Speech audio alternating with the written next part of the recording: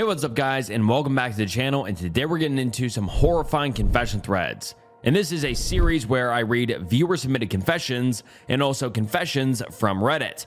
And to be honest, they are all just insane, horrifying, and downright disturbing. And if you'd like to have your confession in a future video, please send to the email on screen now. Thank you, and I just think you'll want to stick around because today's confessions are just beyond wild and shocking. And please like the video and subscribe to the channel. It helps more than you know. And this video will be long enough already, so without further ado, let's get into some horrifying confession threads. I was once involved with a group of people that murdered an old man. I originally posted this in r/true crime, but someone suggested that I repost here.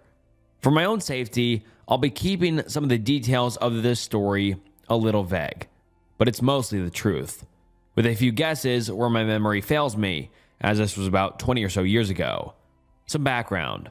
I was homeless on and off between 13 to 16 years old, right around the tail end of the 90s, and had little to no contact with my family. I was a moderately frequent drug user, but at the time of this story, I was mostly into weed and mushrooms, with this story containing my first experience with crystal and tweakers. In short, I was a typical 90s teenage dirtbag with little to no moral compass. I've lived most of my life in major metropolitan areas. However, my wanderings at this time had led me to a somewhat rural town about 2 hours south of Canada, somewhere around the Pacific Northwest. Through adventures in drug use, I had made a few new friends.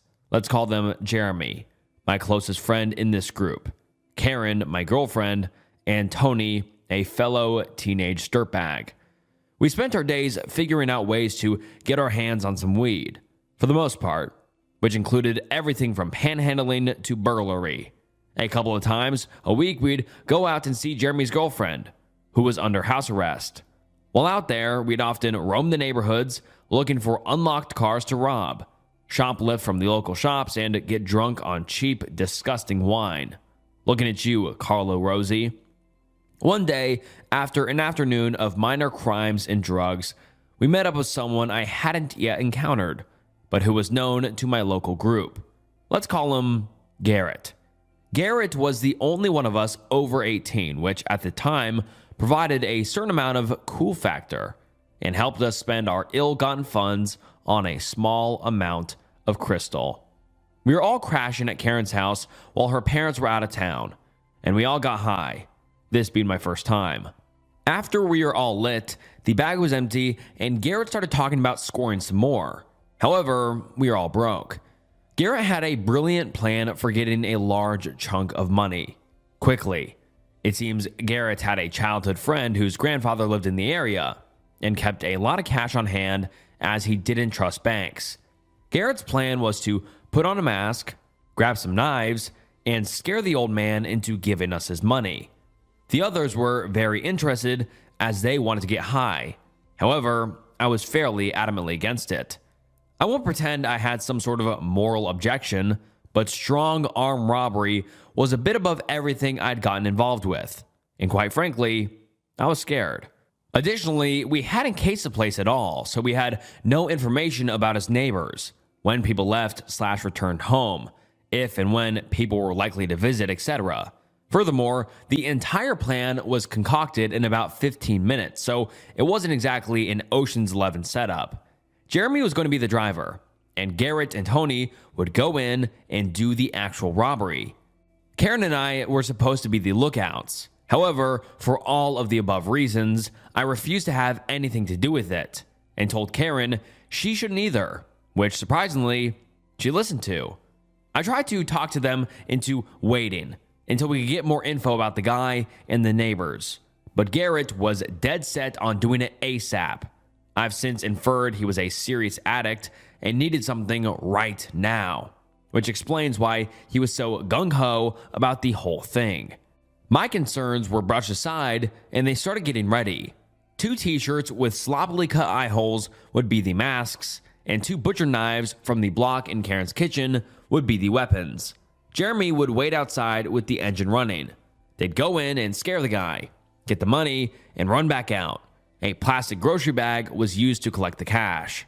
So, ridiculously equipped, Jeremy, Tony, and Garrett headed out the door, and Karen and I settled down to wait. This was just about sundown, and we expected the whole thing, for good or ill, would be over fairly quickly. And Karen assured me we'd be doing drugs in no time. We fooled around for a little bit since we were alone, but being thwacked to the moon, I was more interested in talking than having intimacy. And in retrospect, can tell that I was annoying the absolute shit out of her with my verbal diarrhea. 15 minutes turned into 30, and then an hour with no sign of the guys. The sun went completely down, and it was full night. By this point, we were super agitated and kept checking the blinds in classic tweaker form. Anytime we heard anything at all, we turned on some music and were laying on the couch when the door flew open. There in the doorway stood Jeremy, eyes wide and frantic, who burst out, "He killed him! He fucking killed him!" Behind him walked Tony, in a daze, and behind him was Garrett, covered in blood. I don't think I'll quite ever forget the look on Garrett's face. Haunted doesn't do it justice. It was the expression of someone who knows he is damned. He walked slowly into the house and went directly into the bathroom and closed the door. We heard the faucet running as he washed the blood off of his hands and face, and we all stood silent, staring at each other. After I recovered from my initial shock, I asked what the actual fuck had happened. Evidently, things had unfolded pretty much as intended for the first half of the capper. The old man was appropriately terrified and handed over the money after being roughed up a little. Once the bag was filled and they were almost out of the door, the poor bastard said, "It's you, Garrett, isn't it?"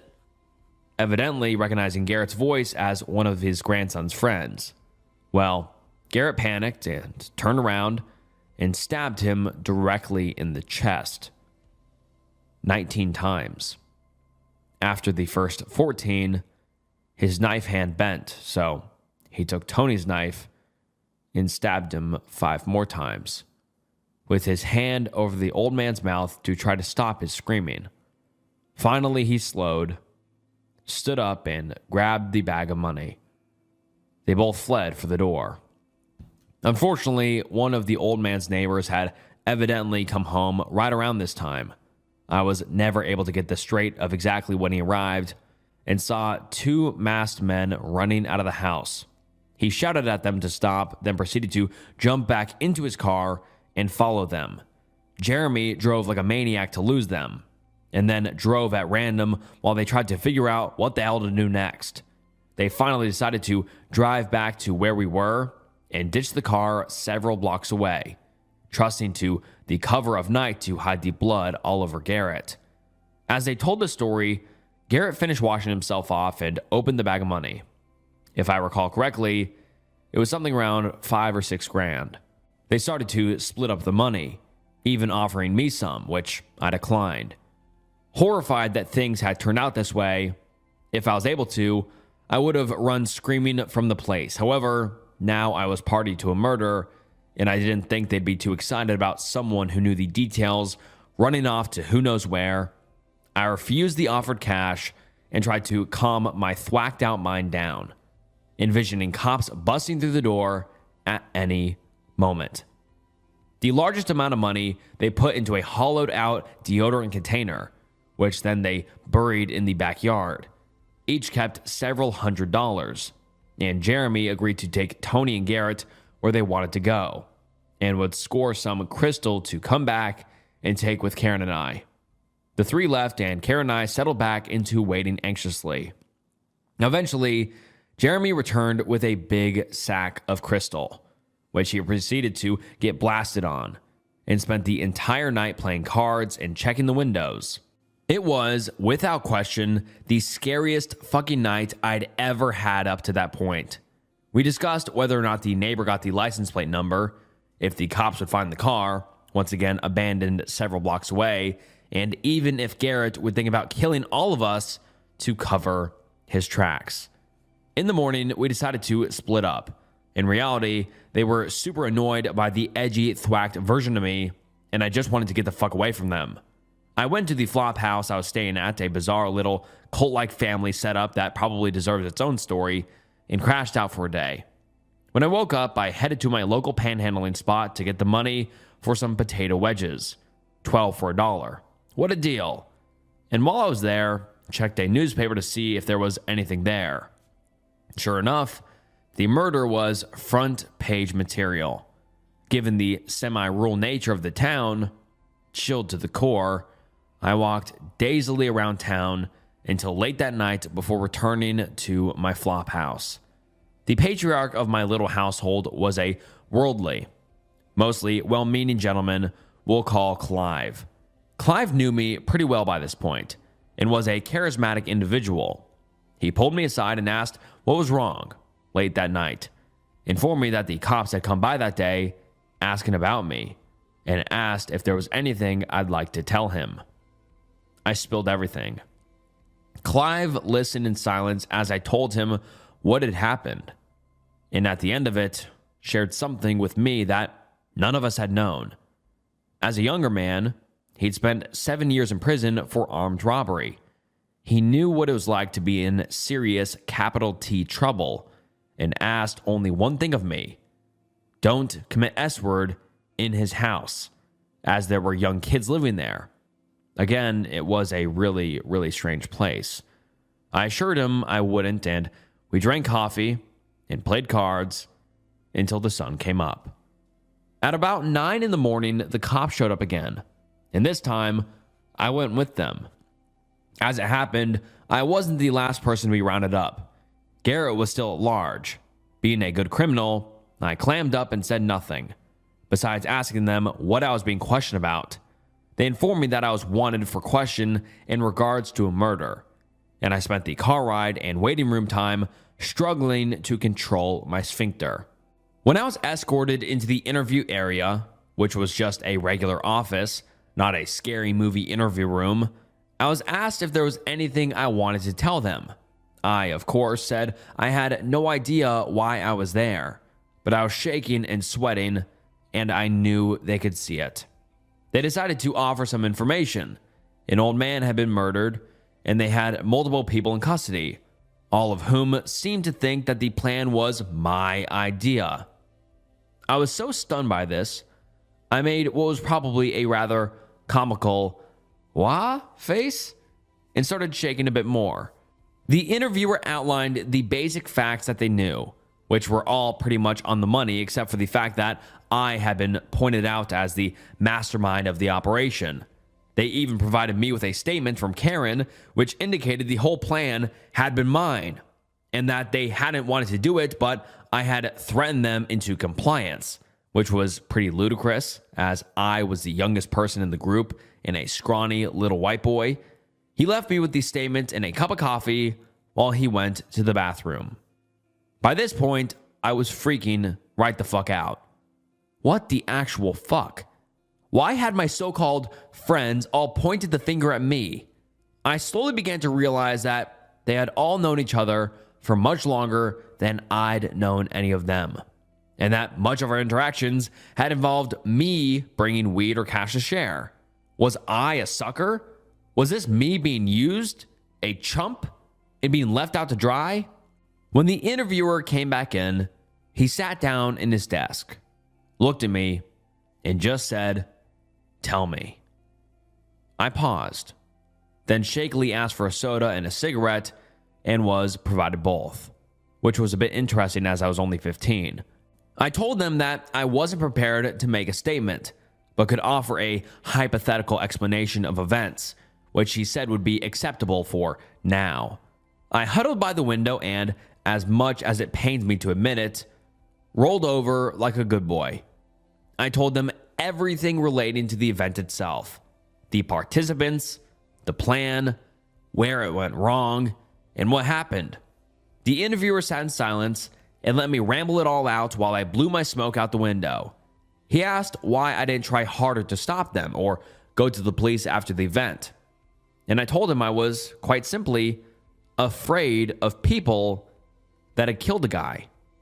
Fortunately for me, they seemed to think my story lined up with what they knew so far, and decided that they didn't have enough evidence to charge me at the time. I was told not to leave town, and that it would be wise for me to retain legal advice. I returned home and spent the night smoking a bunch of weed, then went to sleep, trying not to think about it. That night, Garrett was tracked down and arrested at gunpoint, brought back to the station, and interrogated. He copped to the murder and told them everything that had happened.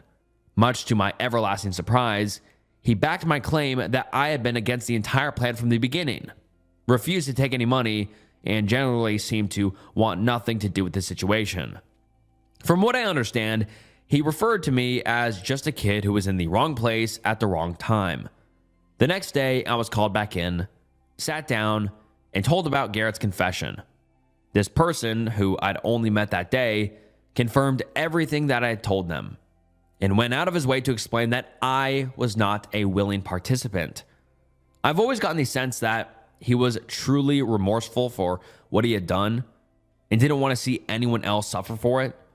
They told me I was free to go for the moment, but that they might have additional questions for me in the future.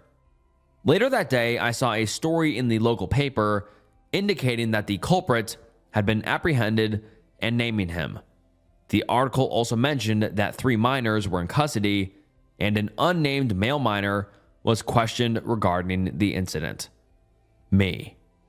A couple of weeks later, I caught a Greyhound out of town, leaving the state and returning to my hometown in another state. I later learned that the police did come back around looking for me, but I was long gone. I was still off the grid for another year or two, and I've never been contacted about the incident since then. I've also never returned to that state. I hope you guys enjoyed my rambling story.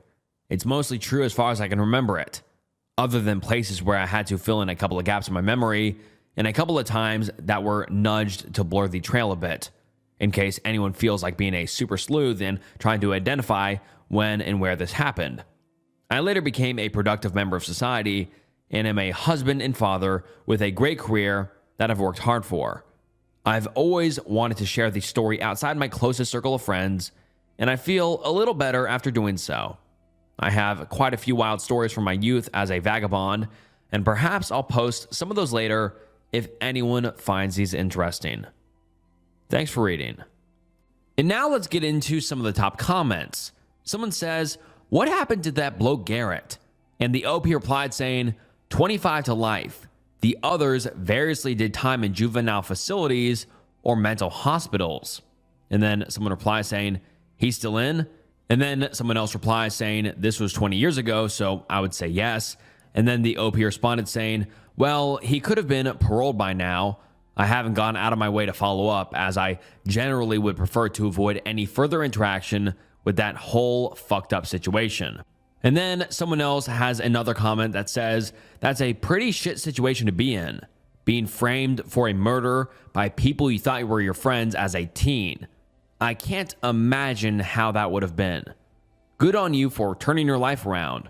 And then someone responds saying, "That was quite possibly just a police tactic to get him to talk. Most suspects don't talk if they think that everyone else involved isn't talking, like looking out for each other. But if the suspect believes everyone is blaming it on him, then he is likely to break that loyalty and make a statement." And the OP responds saying, "This is certainly a possibility. The confession that was provided to me had enough details that made me think it was authentic. However, I suppose I could have been tricked." And then the commenter responds to the OP saying, "Not sure if the police are allowed to lie to the extent of faking a confession. Although for a case as serious as murder, perhaps they would, especially if they knew you were involved for sure. Also, interrogation techniques have improved a lot in recent years. Police used to run riots saying and doing whatever they wanted to obtain a confession." And then someone replies saying, "Don't be so naive. The police are absolutely allowed to lie to you. That's why you shouldn't talk to them without a lawyer, especially if you were involved. OP got lucky these cops actually wanted to know the truth." And then another commenter asked a question saying, "What happened to your girl?" And the OP responded saying, this is actually a fun bit. I later found out that she told everyone I was delusional and that we had never been dating. I guess it wasn't really a match made in heaven. She ended up in a mental institution, which was probably a good place for her to be. I am evidently attracted to unstable women, except wifey, who is only somewhat quirky. And now onto a viewer confession. Hey Snook, I hope you're doing well, pimp. I just wanted to say I appreciate all the hard work you put into making videos. I listen to every upload at work and try to comment if I have the time. Anyways, this story took place when I was in high school, and I've never really told anyone except a really close friend. That's not to say nobody knows about it, but I don't really share it. I recently was contacted by the ex in question, which is what reminded me of this and prompted me to write it. As the title says, I got cheated on and proceeded to destroy her entire family. Now, I want to preface this by saying what happened was never my intention, but I suppose if I thought about my actions for even a brief moment, I could have foreseen a lot of what happened. This story begins when I was a sophomore in high school. I had a bit of a glow up and started getting my first bit of female attention. I started sneaking out to hang out with a girl and get up to some nefarious activities. Before this, I was a good kid for the most part. I had good grades, I was playing varsity baseball as a freshman, and I stayed out of trouble. Shortly after meeting this girl, I tore my labrum playing baseball and had to get surgery. While I missed the start of baseball season, I started to hang out with this girl even more. We went from sneaking out maybe once every couple weeks to every single night. I would pay my brother $5 and he would let me take his car out for the night. Well, one night I picked this girl up and she had weed with her. I had smoked a couple times before. However, my dad was not only a deputy at the time, but he was on the narcotics task force for the county. So despite the fact I live in a very weed-friendly state, I knew I would be screwed if I ever got caught. Even though my parents were divorced, I knew my mom would tell my dad. The risk simply was not worth the reward. Anyways, the regular MO was to pick her up, then drive the 15 minutes back to my house out in the sticks. I had a big house and it was a lot easier to chill at my house, so that cool spring night, I wasn't really thinking with the right head, and the temptation won. We ripped a blank page out of my Bible, we rolled it up, and smoked out in the woods on my property. Man, I knew I liked weed, but that night was one of the biggest mistakes I ever made. You see, I liked this girl, but really, she was just the first attractive girl to ever be interested in me like that. And right as I was figuring that out, I also figured out how much I liked smoking. And well, this girl was someone I could smoke with. And obviously, I liked the naughty time as well. So every day, I would sneak out, pick her up, smoke, and pretend to watch movies until an hour before my parents woke up. Then I would take her home. Every night. I was tired every day, and my shoulder was not getting any better in terms of playing baseball again. I was 4 months post-op and still could not throw a baseball without extreme pain for days. And without my main reason to keep my grades up, I started slacking in school. Then one day at lunch, there was talk about our spring break starting 2 weeks early. If you were inhaling O2 at the time, you know what this was. The lockdown started. I was so depressed for all the reasons everyone else was. Plus, my nightmare of a labrum slap tear that would not heal properly.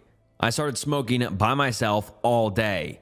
It was at this time I also started stealing liquor from my parents. I stopped logging into my Zooms and spiraled bad. To say the least, I was self-destructing. To make it worse, my brother left for boot camp that summer, meaning I had no more responsible oversight in that house. My parents had been split since I was a little kid, and I rarely made the 90-minute drive to my dad's house. I was still hanging out with this girl every day. One fall evening, she blocked me from leaving her house. She had this sad look on her face when she asked me, "Are you ever going to actually ask me to be your girlfriend?" At that moment, I realized again how much I didn't really like this girl. But instead of being mature and smart, I folded like a lawn chair. I asked her to be my girlfriend. She was hot. I was whipped. I liked having someone to smoke with 24/7, but all it was doing was feeding into my depression, which I would then suppress with ganja and liquor. See the spiral? And it certainly did not help that I liked it so much. Any sort of messed up I could be, I would get, and I loved it. Which is why, when my now girlfriend pulled out 2 tabs of acid one night while we were watching the sunset at a parking garage, it didn't take much convincing. That was the beginning of my psychedelic addiction. It started with once every month or so, then every 2 weeks as soon as my tolerance was gone, then every week, doubling the dose each time.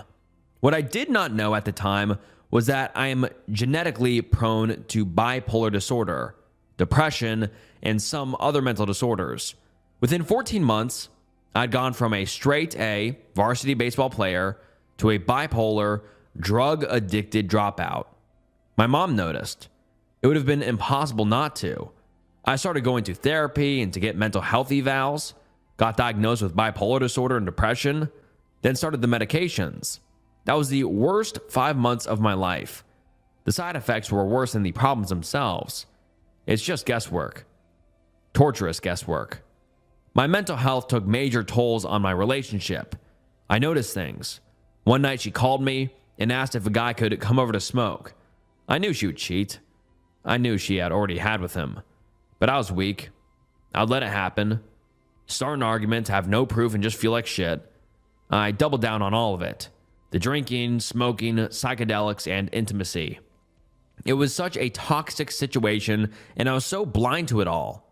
I was 16, working 4 p.m. to 1 a.m. as a dishwasher, selling drugs in the day to pay for my own increasingly more expensive addictions.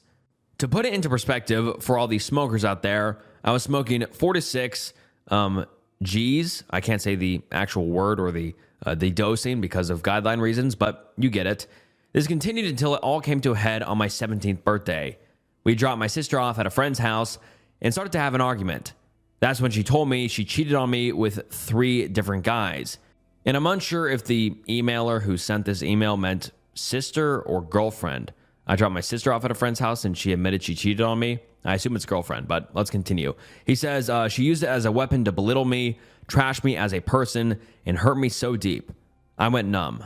And yeah, I think this is a girlfriend. I drove to his Taco Bell, tears rolling down my face, and parked. I told her to go inside and get some food and cool off.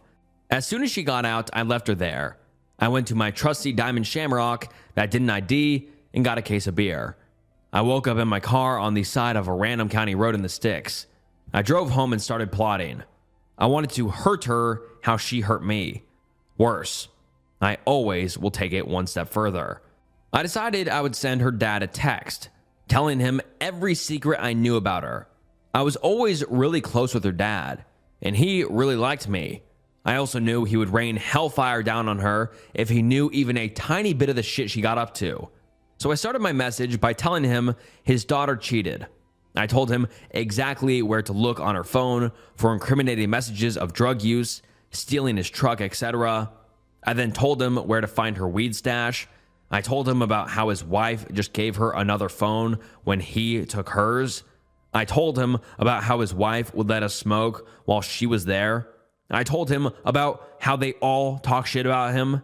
I told him everything. I sent the message, and the next morning, he replied with a thumbs up. That's the most dad thing to do. I didn't think about it again. I knew if anything happened, I wouldn't find out until much later through mutual friends because I didn't go to school anymore at that point. Well, I wouldn't be writing this unless something happened. About 3 months later, one of my ex's friends added me on Snapchat. She just wanted to bump uglies, if you're smelling what I'm stepping in. Well, that night, she ended up telling me what happened in that household. Her dad got my message and went nuclear. Found out everything I said was true, and to say the least, he was pissed. He found her stash, the second phone, the messages, the pictures, all of it. He had a conversation with his wife that ended with him wanting divorce. He smashed all their phones and left, transferred all their money to an account only he has access to, and ghosted them. He moved out of state that same week with no money. They had to figure out how to survive. Her older sister moved in with her boyfriend. My ex moved in with a friend, and the mom did the same. Her dad owned a very successful business, and the mom didn't work or anything. Their home was only in her dad's name. He put it on the market within 2 weeks, and it sold 2 weeks after that. Their older brother, who had been out of the house, sided with the dad, and that started another problem. When my ex wouldn't completely cut her brother off, her mom cut her off. Within a month, she was disowned by both her parents.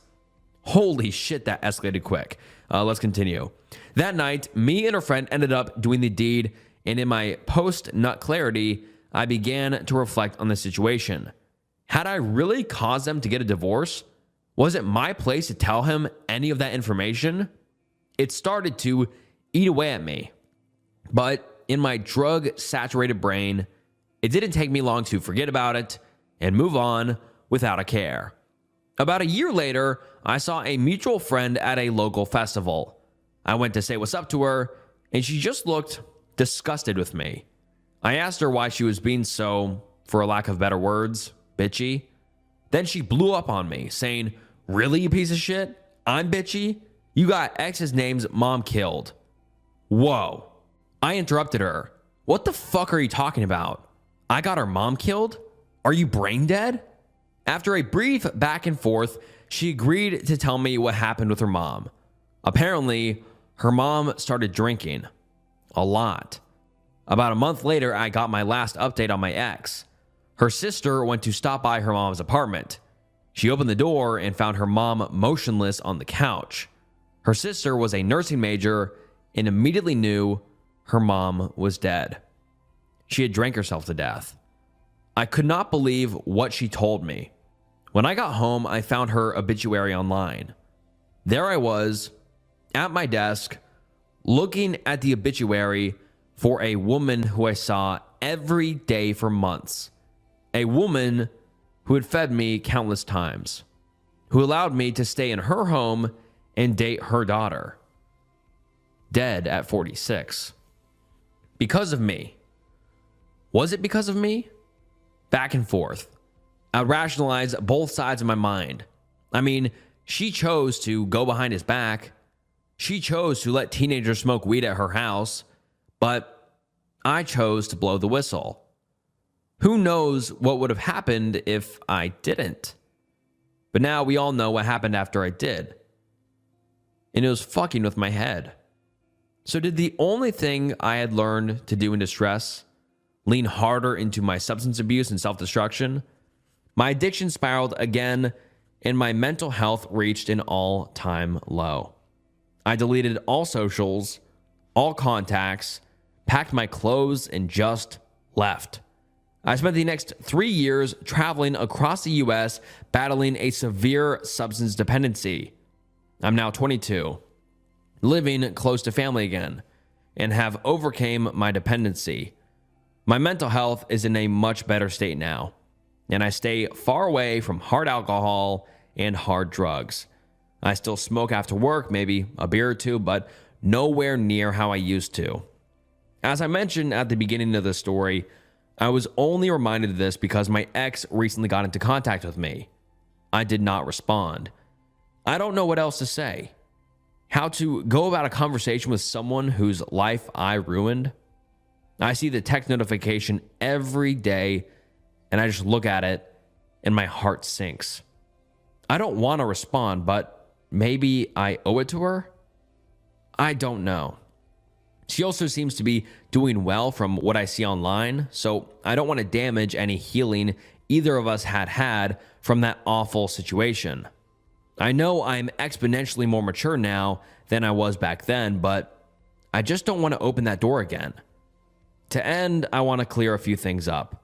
I do not want to come across as portraying myself as a victim.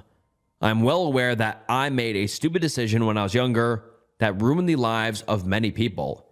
I'm not proud of it by any standard. I'm not saying my ex or anyone else but me is responsible for where my life ended up. We are both immature with little to no positive guidance. I think we all made our mistakes that led up to this.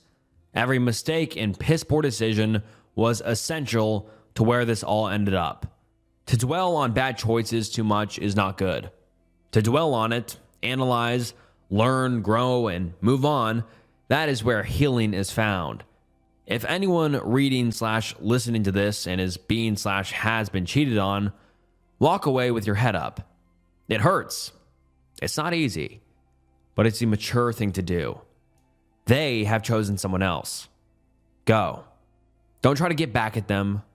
Don't try to fix things. Drugs are bad, period. If you haven't done them, don't.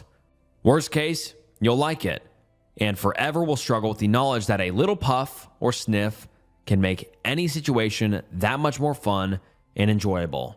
If you are currently struggling with substance abuse, recognize your problem first, then recognize how powerless you have become against it for so long. Reach out for help. Hotlines, friends, family, churches, wherever you can find it, get it. Your brain is your own enemy right now. Make a resolve like no other that you want sobriety over anything else. That goes for anyone, from a fent addict to a kid in high school addicted to overpriced carts.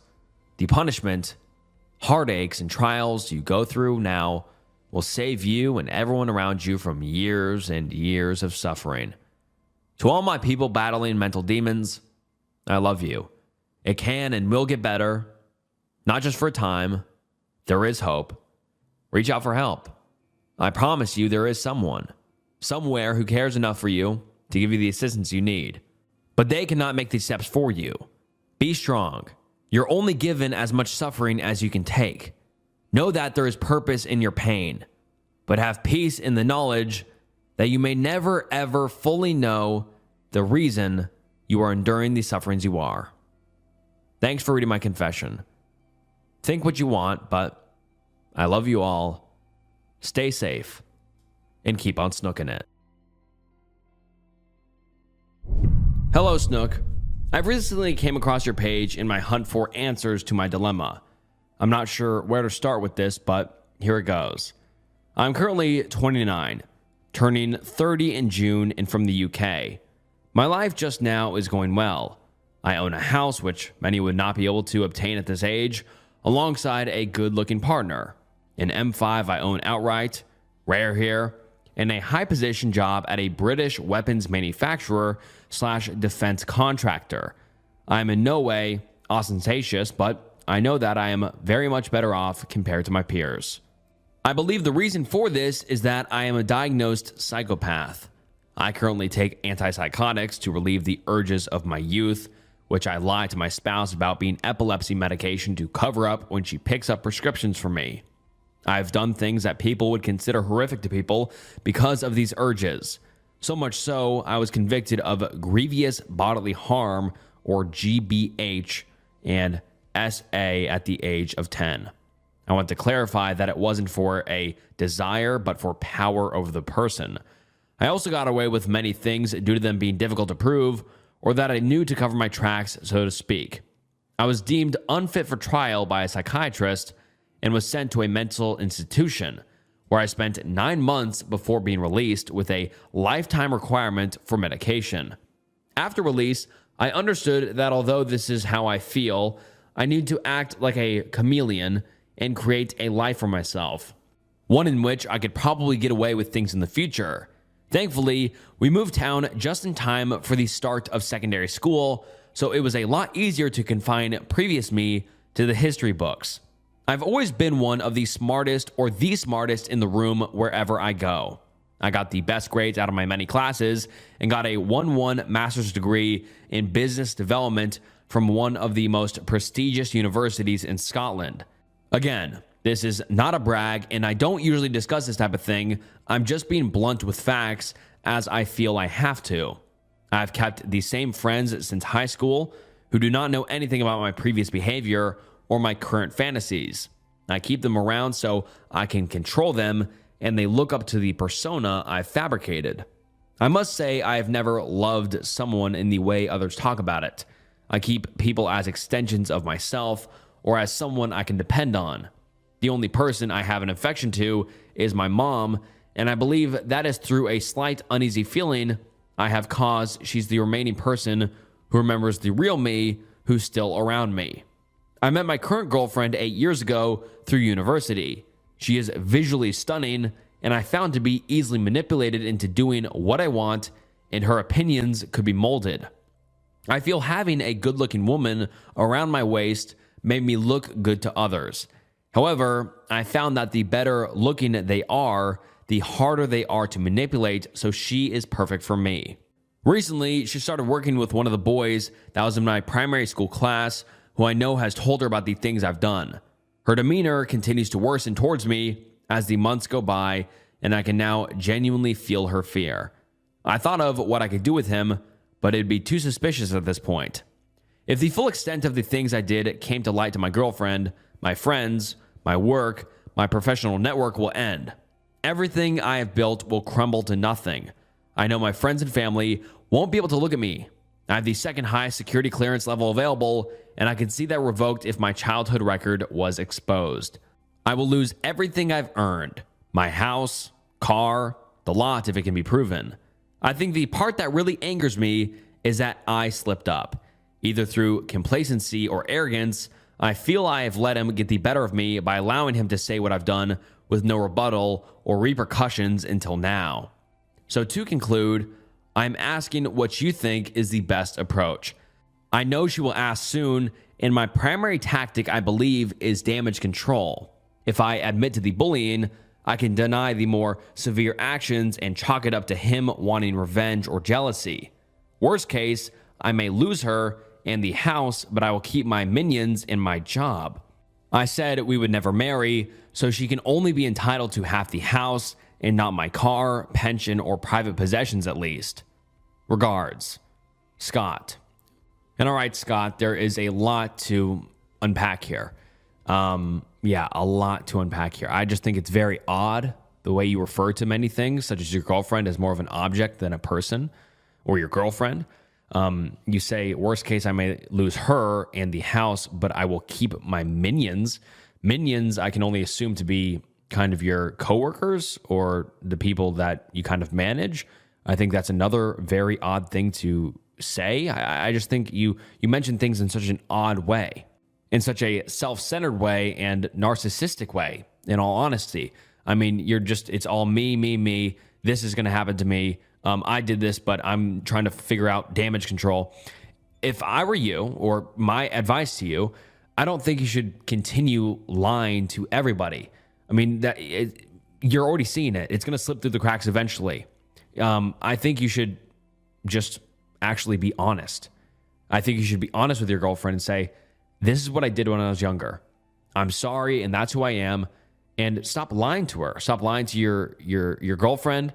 Stop lying to your job, and stop lying to everybody in your life. It will only continue to get worse if you keep lying and building your entire life on a lie. I've read more than enough stories on people who have built their entire lives, and they've gotten away with it for decades, but they've built their entire life for decades on lies. And guess what? It all comes crumbling down eventually. And that is the truth.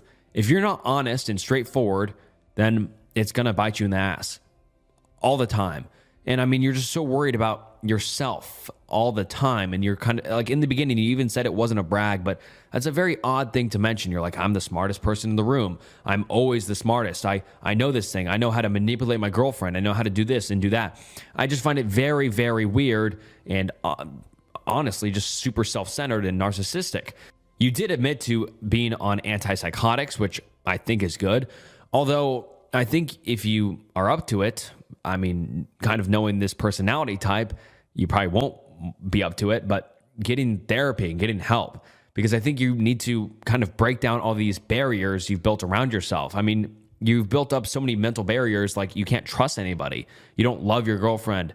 You don't like this or that. I think you seem to really like your house and car because you're so worried about losing the material possessions, but you don't care about the true connections with your people around you or your coworkers, and you mention them as minions.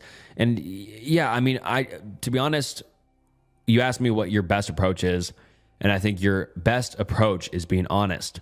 Don't try to damage control. And you even said I can deny the more severe actions and chalk it up to him wanting revenge or jealousy. So you're just building it up even more. Like, then you're just going to cause more issues and more, like, you have a record on yourself because you went to juvenile detention and you got in trouble. He's going to be able to get that eventually, or somebody will. And see, like, you're just like, this just won't work out if you keep lying and keep building your life upon lies upon lies. Tell your girlfriend the truth. Say you fucked up when you were younger. I mean, that was years and years and years ago. That's not you now. And you can move on and become a better person. But if you keep kind of going back to the same tactics of lying and deception and manipulation, then you're never going to become a better person and then get out of that kind of that vicious cycle of people finding out the lies you've told them, if that makes sense. And so I think your best approach is to be completely honest with your girlfriend, because she's going to find out eventually.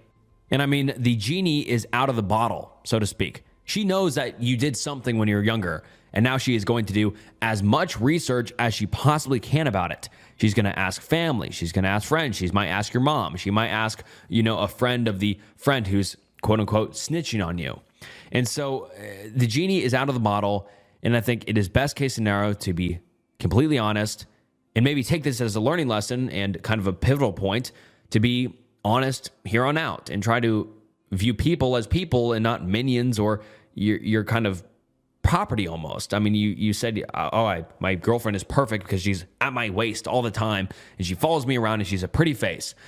I really think you need to work on a lot of facets of your life because, this confession just was all over the place and filled with things that need to be talked about. But to keep this short, as short as it can, just try to be honest and try to be a better person because what you're doing now will not work out.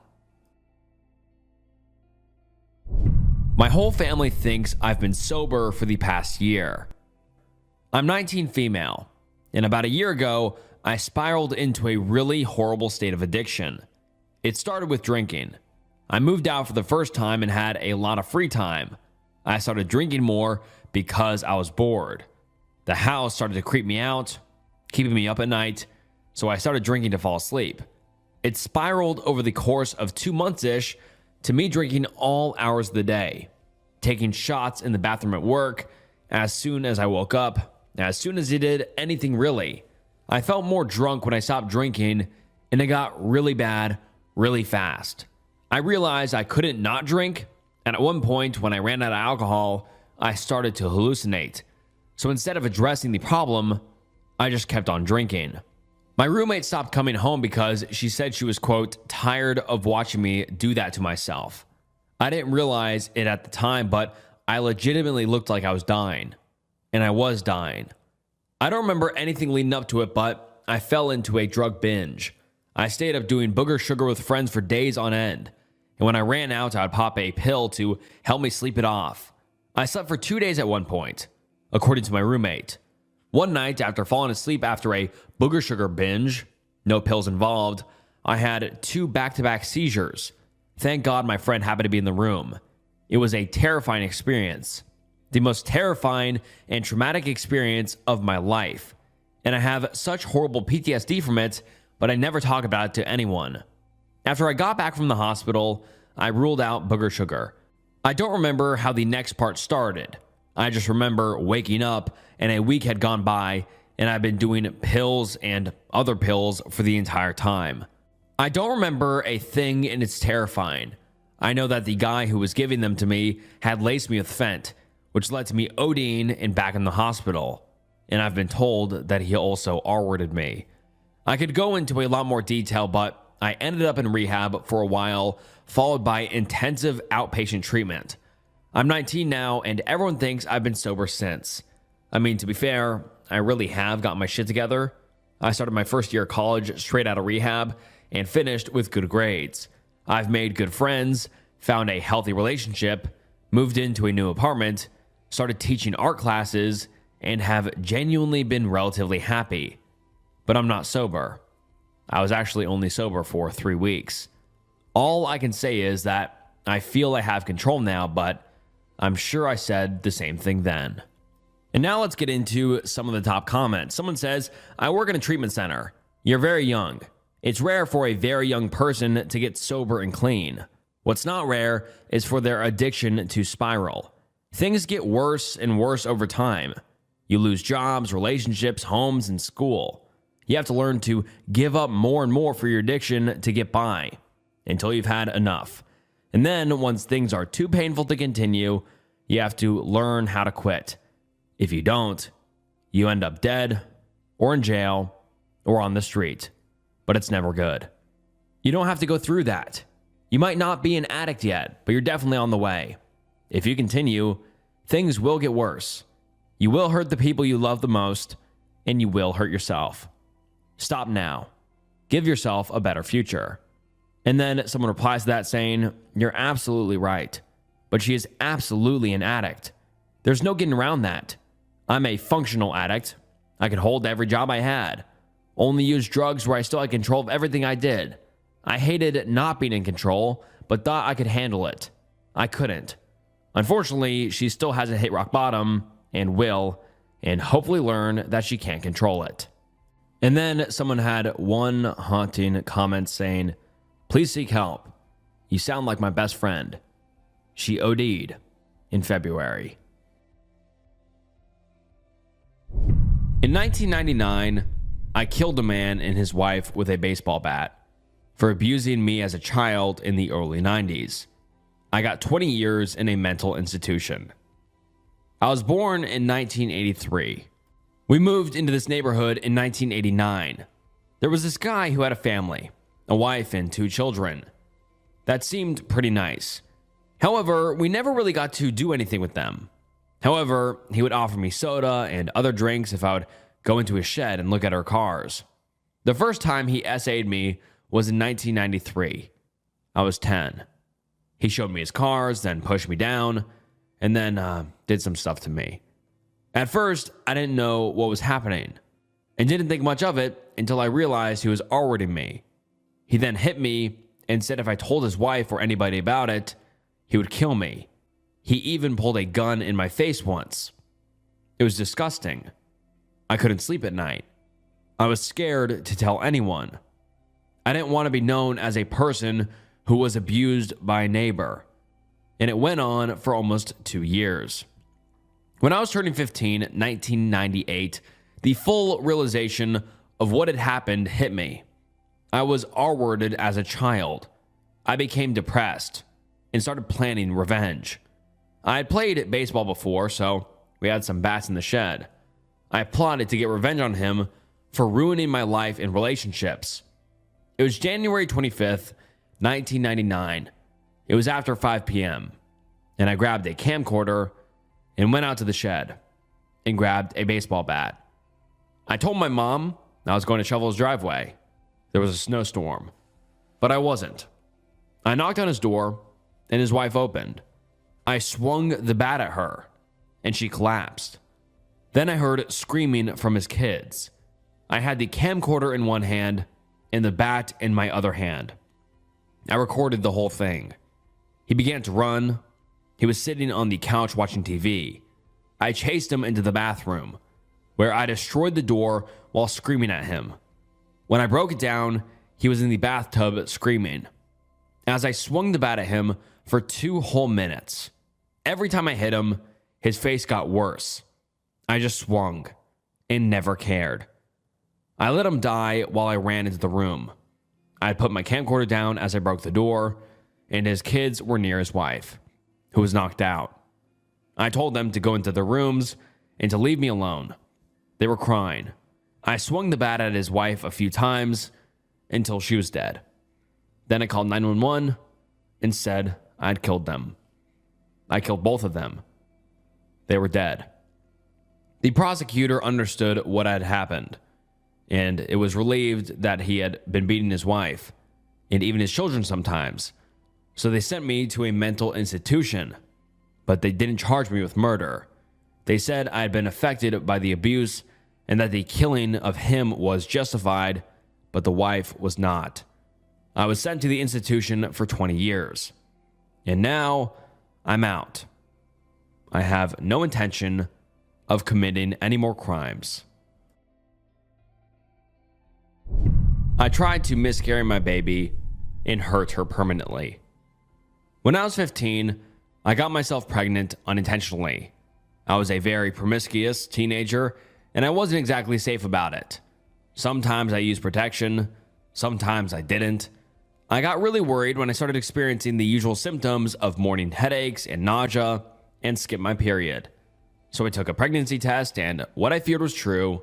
I was pregnant. I had no idea how to react to this.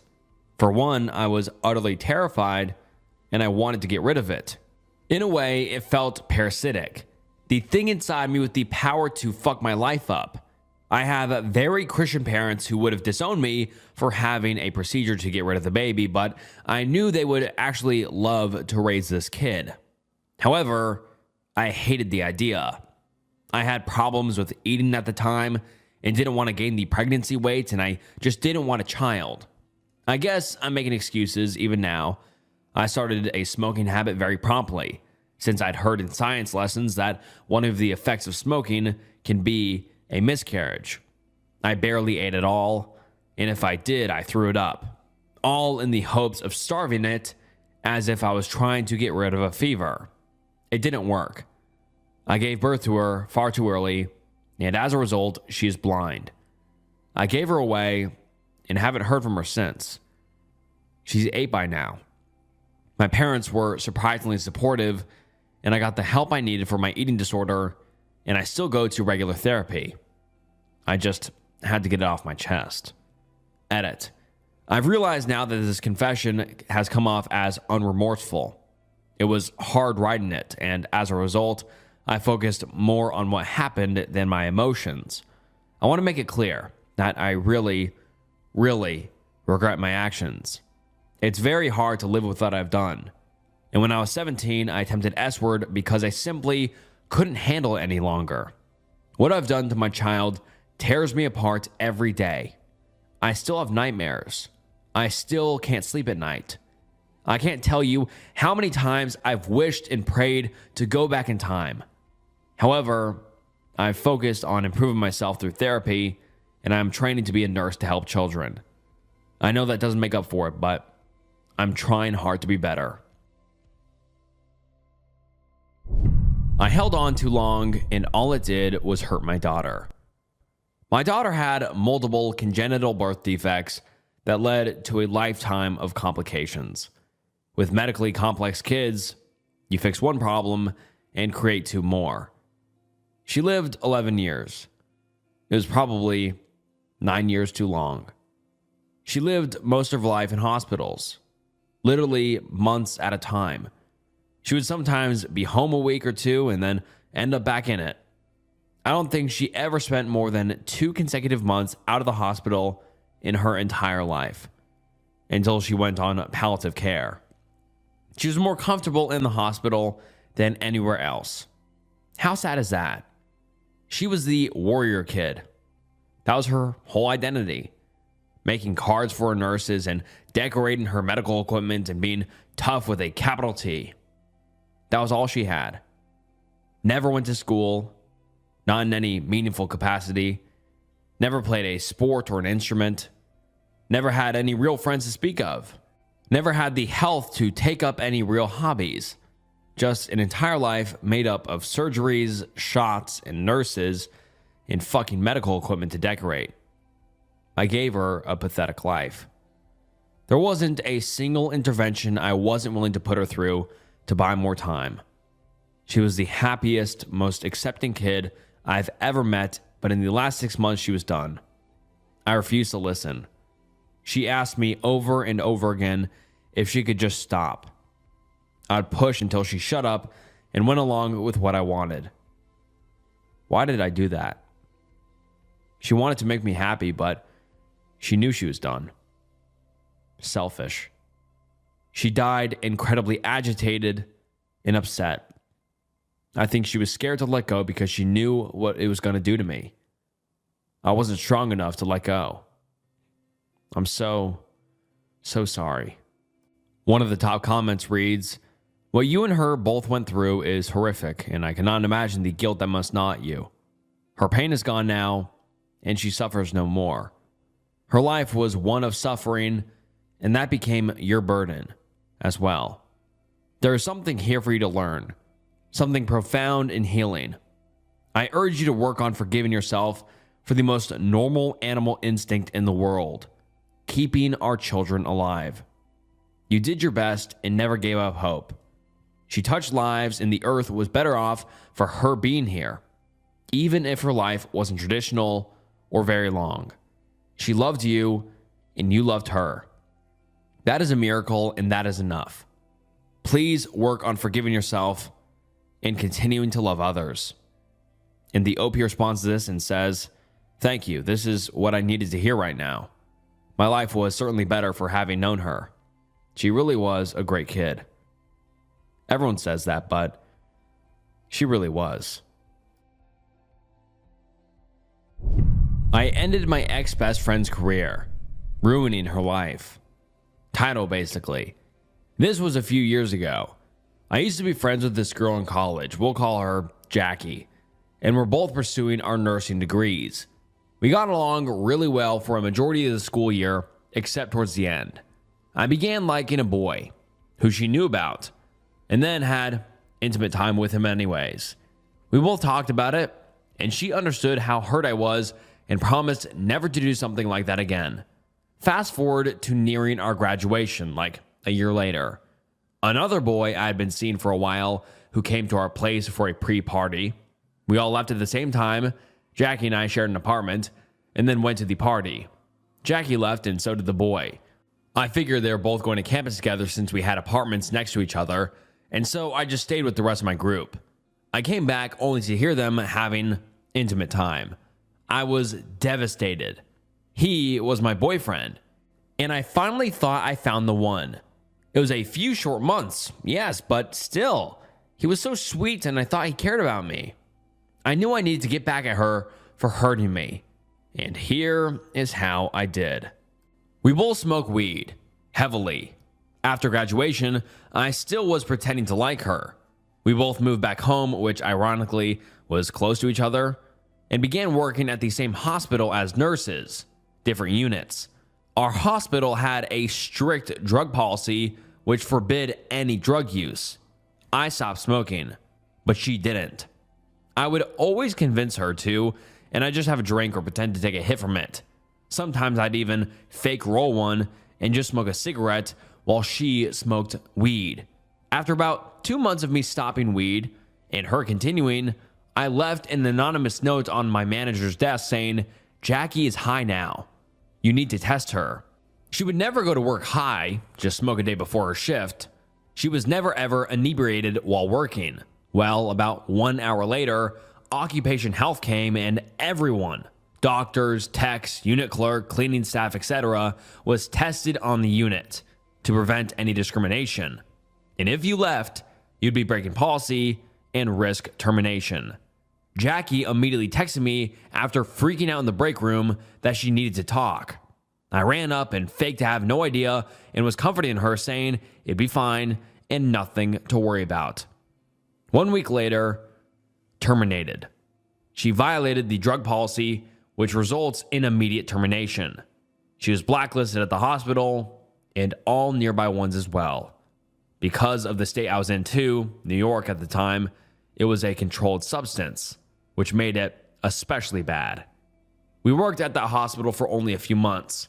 Now, she has only been able to work in a local office as a nurse/receptionist, making about a quarter of what she could have been. No other job will hire her. Maybe one a few states away would, but I'm not sure. Do I regret this? Yes. I was an asshole and fucked up. Bad. Will I ever tell her? Probably not. But is karma a bitch? Certainly. Viewer submitted confession. I tried to kill my stepdad when I was 10. I am a longtime lurker of your channel. I don't really comment or contribute, but I really like your content. But that isn't the point of this confession. The short of it is that I, 20 male, tried to kill my stepdad when I was 10. I'm not going to say he deserved it. Nobody deserves a real attempt on their life, but I have carried this on me for a decade. I was living with my mom, little brother, and stepdad. My mother never had a good taste in men, and at the time, she was on drugs despite her schizophrenia and was likely suffering religious psychosis. My stepdad favored me. He found me precocious, and even my mom said he liked me more than he liked her, which, in hindsight, fucking creepy. I didn't like him very much, though. Never liked any of my mom's boyfriends much. It was my stepdad's birthday, and since he grew up in Guatemala in poverty, he never had it celebrated. We spent all afternoon decorating the house, making his favorite dinner, then waiting for him to get back home from work. When my mom called him, another woman answered and then put him on the phone. My mother went ballistic, and they started yelling at each other over the phone in some dialect of Spanish. We waited up for him. He came home very late and very drunk. They started arguing in Spanish, and it wasn't long before it got physical, trapping my brother and I in the corner of the room as they smashed belongings, screamed, and fought. I managed to get my brother and I away, put him in our room, and told him very sternly to put in my earbuds, and no matter what he hears, unless it's me, stay in the room and keep the door locked. I left him there with YouTube and went back out to de-escalate. My attempts to do so didn't work. The fighting got worse, and I started to sob and shake and struggle to breathe, which I now know was probably an anxiety attack. I don't really know what happened, but I felt like my body was on autopilot. I walked past the argument, got a cup, went into my room, and grabbed my bottle of NyQuil. I've always suffered from trauma-related insomnia, and my mom had made me a dose with the NyQuil to sleep at night. I had learned to drink diet soda with the NyQuil because it made it taste better. Something about the way the aspartame reacts with the ingredients in the NyQuil, but with this knowledge, I attempted what I've admitted to. I poured like 5 times the recommended dose into the cup, went into the kitchen, dropped ice into it, and filled up the rest with the diet soda. Then I handed it to him with a dopey, innocent smile. I don't know what I was really thinking. He was already pretty drunk, and I remember telling myself that if he was gone, then he wouldn't hit my mom and that they wouldn't argue. I thought if I offed him, my mom, my little brother, and I could go to Virginia to be with our family and that we would be happy. After a bit, the fighting stopped, and my mom and I were cleaning the aftermath of the fight while my little brother sat on the couch. The living room was littered with broken glass, smashed DVDs, knocked over furniture, etc. My stepdad was in the kitchen, mumbling incoherently at the ceiling. My little brother saw him and asked, "Mama, what's wrong with him?" She looked at him, looked back at the bits of broken bullshit and said, "I really don't know and really don't care." I looked up and saw the cup next to him and asked my little brother, "Hey, can you check that cup by him?" He got up and looked in the cup, responding, "It's almost all empty." And I smiled. He held the cup to his nose and said, "Smells like medicine." My mom looked at me with a horrified expression and asked, "Oh my God, what the fuck did he do?" I just looked at her and said, "What I had to." She checked on him. He was out of it. She took his wallet and drove my brother and I to the gas station to get us slushies and get her cigarettes. He woke up sick as hell the next day, but ended up being fine. My brother demanded we go to Virginia, or he would call our family to do it the hard way. She took us, and we never saw him again. That is, until now, where he found me on socials. He drops likes on my stuff here and there, but we've never talked since my mom left him. Now I'm 20, living in Virginia with my partner, and nobody knows aside from my brother, my mom, and me. I admittedly have a temper like everyone in my family, and I come from a violent family, but I've grown into a pacifist. Not because of moral high grounds or anything deep, but because whenever I'm angry, I do a lot of damage. I still think of that time some nights when I can't sleep and it eats at me. I could have succeeded. He could have died, and then I'd be some true crime documentary rather than a high school graduate with a partner and a promising future. I feel like I don't deserve these good things, though. I know what horrible things I could do, and I fear that someday I'll snap wrong and hurt somebody who matters. I'm in therapy now and have been diagnosed with PTSD, GAD, and depression. I haven't told this to my therapist because I don't know what she'd be legally obligated to do. I hope you use this or even just read it. Sincerely, a late night lurker. My mom caught my dad with a 16-year-old and covered it up. Well, 16 years ago, we had two of my friends and their mother living with us while they went through a divorce. I was 15 and my friends were 14 and 16. I was away at another friend's house one night. When I came back the following day, my mom told me she had kicked them out because the 16-year-old tried to make a move on my dad. She absolutely slandered that poor girl's name. When I got into my 20s, it still sat in the back of my mind. I just knew I didn't get the full truth. So I reached out to the 16-year-old who was also now in her 20s. We met up and I got the true story. I could see the pain in her eyes. She said she'd been in therapy for years because of my father, that he did it in such a loving way. It really fucked her up. She told me they'd been drinking on the property, then went skinny dipping, all while my mother was in bed pregnant with my sister. They made their way into the house and upstairs, where eventually my mother walked in on them. I let her know I had her back and if she ever decided to do anything about it. I'm now in my 30s and recently became a mother, and it's all I've been able to think about. They still don't know that I know the truth. It's reawakened the rage in me, especially all of the teenage rage they made me shove down for so long. Because if anyone did that to my daughter, or if I caught my husband in that situation, hell no. It was easy to shove down before because I learned from the best, my parents. But becoming a mother, especially to a daughter, I've never wanted someone to pay for something they've done so bad. I feel like if I brought it up to my mom, she would just get angry and talk shit. She'd probably say the past is the past, and I need to let it go. That people can change, but I know he hasn't changed due to events over the last few years with his anger and control issues. He's a very big narcissist who believes he can do no wrong whatsoever. And my mother is so far up his ass, it makes me wonder if the 16-year-old was his only victim. If she was, and if he's never done it again, would that be okay? Is this forgivable? Because I don't feel like it is. I want to tell the whole family, but I feel like they just downplay it and make me feel crazy. Cut me off and turn my siblings against me. They've done it before when I called them out on the other things, so here I am. Just needing to get it out, I guess. What would you do? Someone in the comments says, your dad is a predator and your mom is in denial. I wouldn't want family in my life that couldn't agree that your father is an abuser, amongst other things. I think for your own sake, you should speak up and call out shitty behavior. I recently cut off both my sisters because they were so abusive and it was unhealthy for me.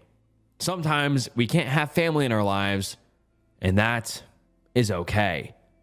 Someone else says, personally, I think that because your father was so brazen as to do this with your mother pregnant and in the house, it suggests he definitely has done this before, or would do it again, or both.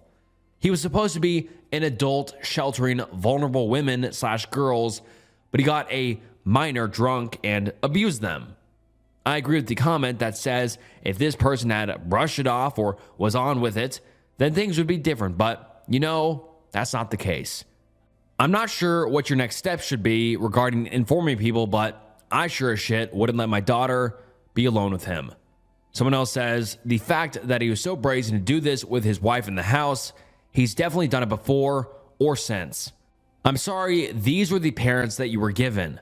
I'd never feel safe leaving my kid alone with either of them. And the OP responds saying, exactly. I'm scared he has done it before or since. I feel horrible because I realize I despise my schizophrenic 19-year-old stepson.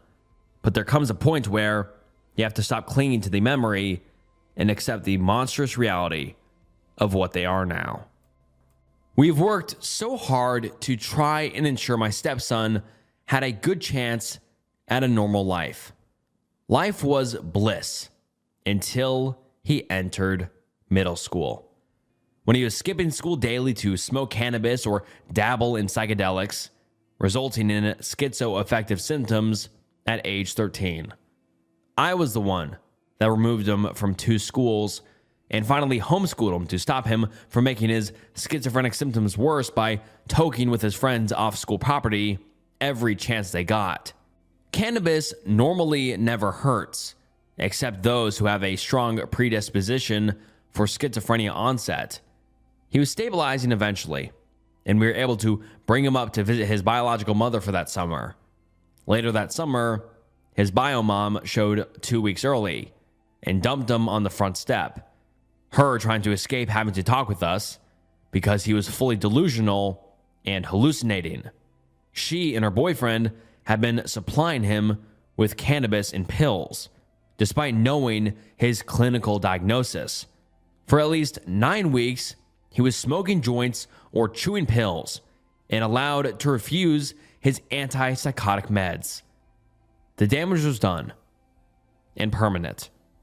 From there on, it was just an incredible challenge just getting him to take his antipsychotic meds to prevent him from flying into incredibly violent rages due to delusions or confabulations.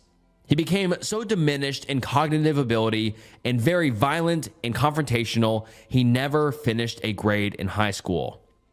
I exhausted so much effort to get him special classes, special ed teachers that were trained for kids with his disorder, back and forth schedules, so many doctors, and just when a plan would start to play out, he would completely ruin all of our hard work by throwing a desk at his teacher in class, picking daily fights with kids, refusing to write anything, violently attempting to assault doctors or clinic personnel, attempting to assault me or his father every couple of months, forcing us to have him admitted into a long-term mental health facility. We became that family that had a police car out front hauling our son away every few months. We lived in a very nice neighborhood, and it was incredibly embarrassing and sad to be viewed with sympathy or awkward curiosity by neighbors. When he went to visit his mother again, he put her in the hospital by fracturing her face because she refused to give him a cigarette. This happened 6 weeks before his 18th birthday, so no actual charges or helpful consequences. Not even a record. In order to keep him off the streets, we first tried housing him in studios or small apartments, which he was promptly evicted to, aggressively harassing other tenants for cigarettes or money, regardless of how much money we left him. The same happened with hotels, but that is not the worst of it. It is how he treats his father. He tells his dad that dad must take care of him, and dad has no choice. He tells his father that he has to buy him whatever he wants because of his delusion that whatever property we own is really his. We are there to serve him. When he does not get what he wants, he starts massively violent fights, which forces his father to retreat and leave. I demanded we stop providing shelter and food support for a short period due to his behavior. And when our son was tired of being homeless and hungry for a few days, he would beg for help, acting good only until he got what he wanted. The cycle would repeat over and over. Social services, mental health court, applying for adult guardianship, SSI applications. What a fucking sick joke. If you all do not want the monster I'm describing walking freely on these streets, potentially victimizing you, stop allowing your state to slash funds and under-regulate mental health services. Help get housing and supportive services to these people that need it. Help push legislation that helps family members get protective guardianship that includes rock-solid supportive services and rights for these caretakers. When I reached the breaking point, when his father would provide a cell phone, just to ensure we have some way of communicating with him and making sure he was okay, he carelessly drops and smashes it right in front of his dad. He picks it up, laughs, and smashes it as hard as he can on purpose to make sure it was destroyed, and casually remarks, "Well, it looks like time for you to buy me a new phone." No, I did not allow his father to buy a new phone. I nearly had him answer a call from Felony Assaultsville. The connecting operator, my fist. Instead of washing his clothes with the soap we have left, he throws away his dirty clothes and demands we buy him new clothes. He will take a few bites of really high quality and expensive food I would prepare, and without a second thought, dump his full plate of pristine food right into the trash because he wasn't hungry. I would ask him why he would throw it away and not simply put the plate in his fridge to eat later. Because he has money anyways, or he did not have to explain to me why. He is a man. Okay, Mr. Man, what is in the trash is your food budget for the next rest of the week.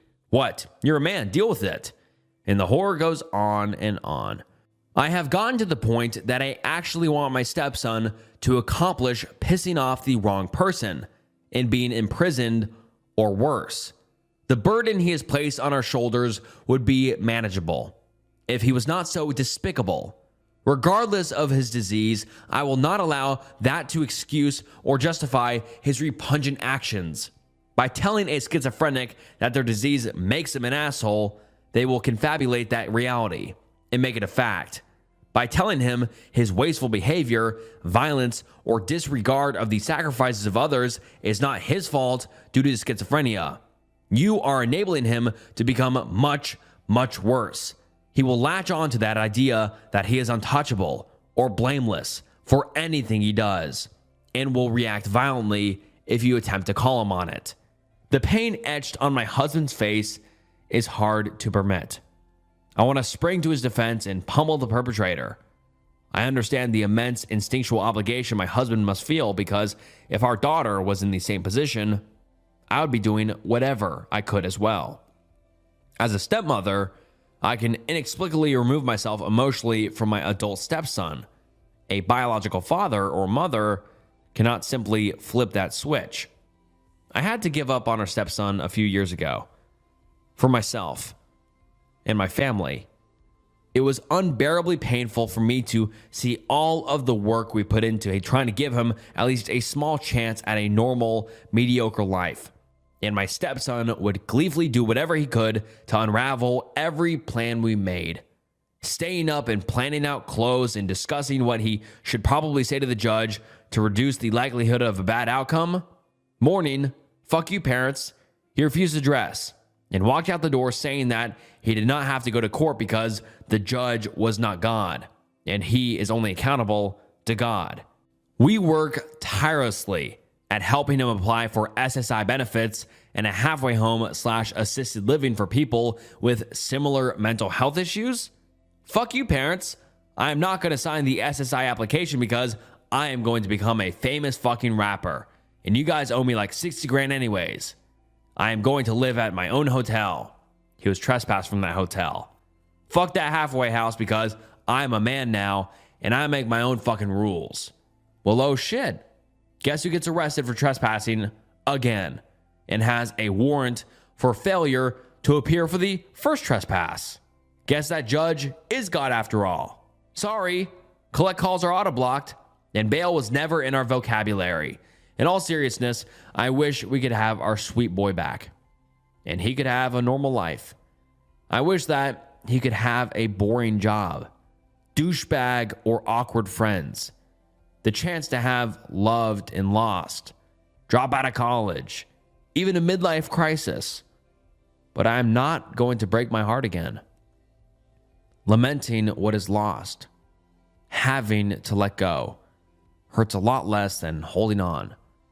All I see now is a disease that has killed and consumed our boy. Now a despicable stranger that serves no purpose for this world but to become a parasite in the community and on the souls of those who desperately cling to the chance of maybe seeing our beloved son one day. Sometimes I search for a glimmer of him, hoping that there's a chance of him recovering. But all I see now is a doppelganger that is only interested in having his lavish whims obeyed. No traits of empathy, not even an inner turmoil. The disease is deeply cruel. It refuses the very medication needed to bring our boy out of the hole. because it has tricked him into thinking that the meds are the absolute source of his problems or some conspiracy of all of us trying to poison him. I really fear that he will get into that one last fight with that type of person that refuses to be bullied by his aggressive panhandling.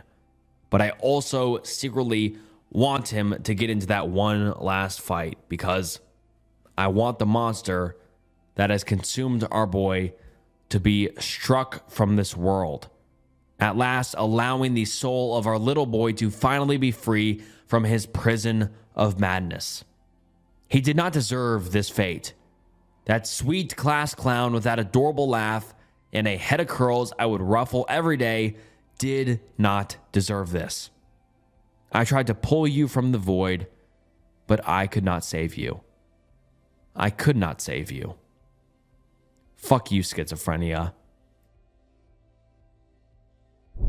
I used to bully a kid in high school.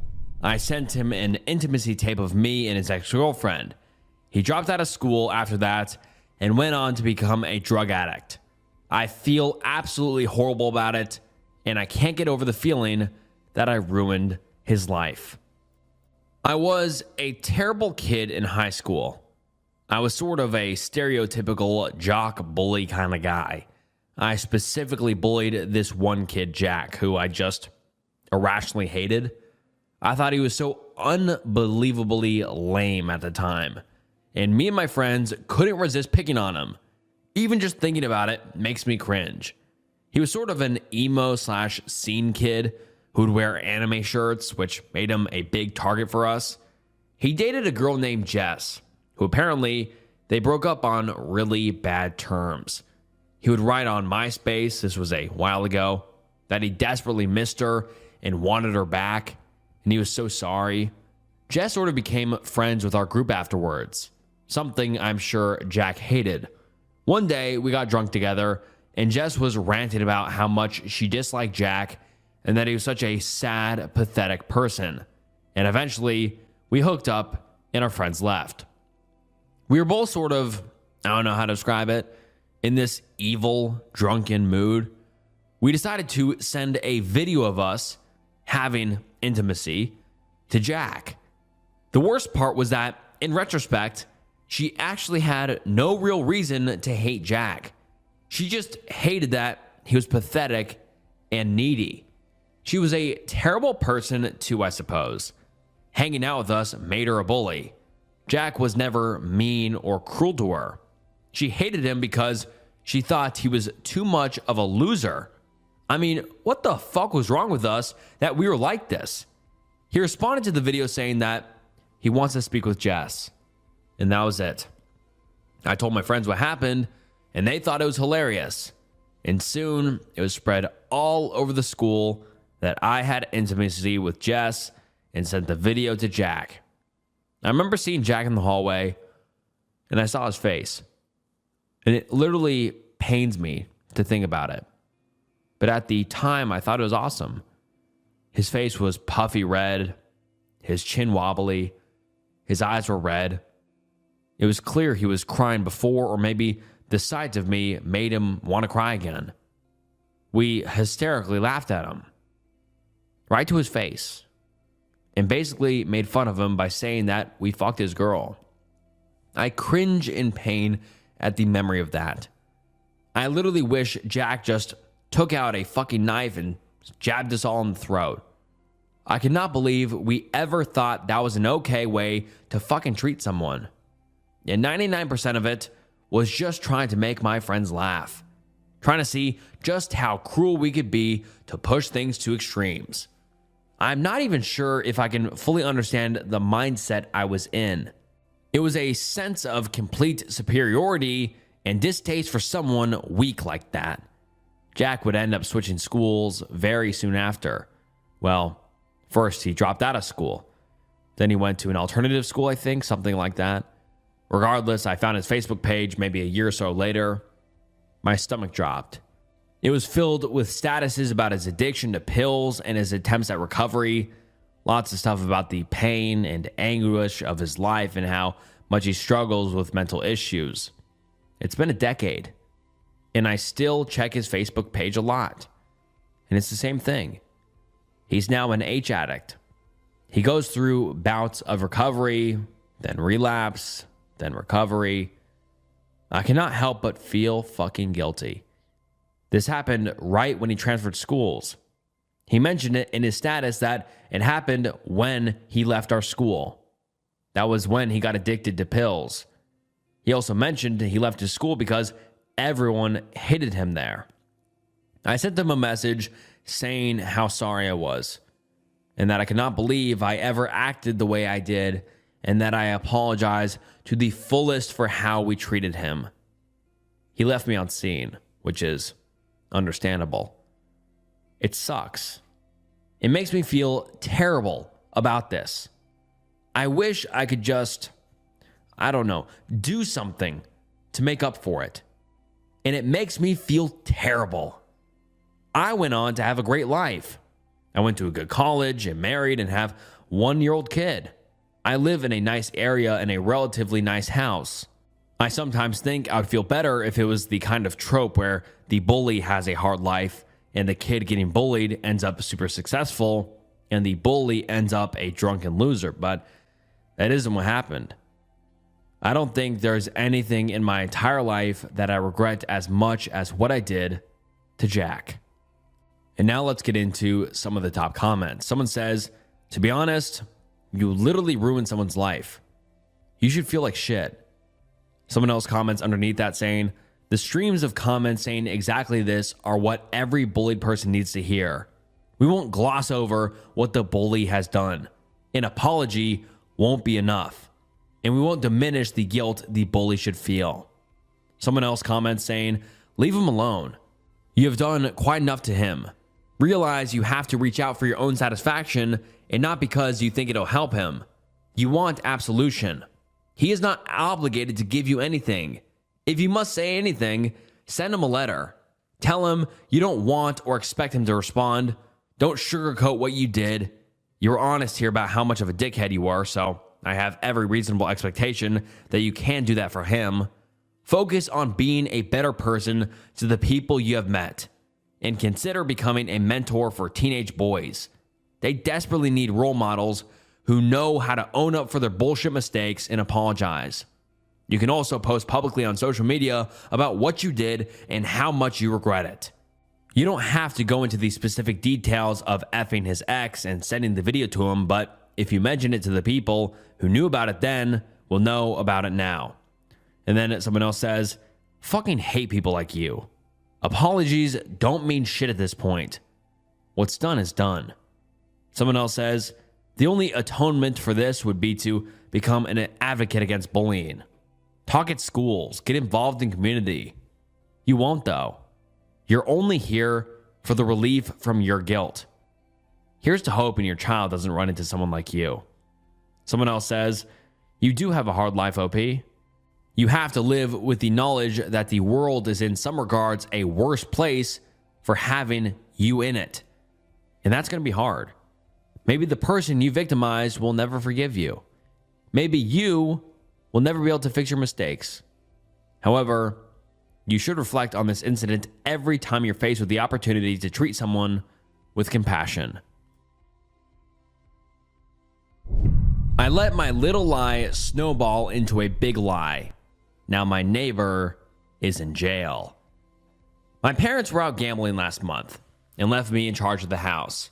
I was trying to learn how to handle my dad's gun when it went off going through the TV, wall, and toilet. I didn't know what to do, so I made up a fake story of a burglary to get out of trouble.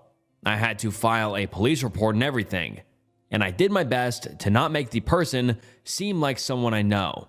But in the end, they ended up questioning my neighbor, who I guess did have previous burglary charges from 20 years ago. I had to go to the police station and ask a few more questions. They laid some photos out in front of me and asked me if anyone looked familiar. I immediately said yes to my neighbor. I didn't want to get him in trouble, but the police seemed so eager to get me to say yes. So I did. I'm not good under pressure.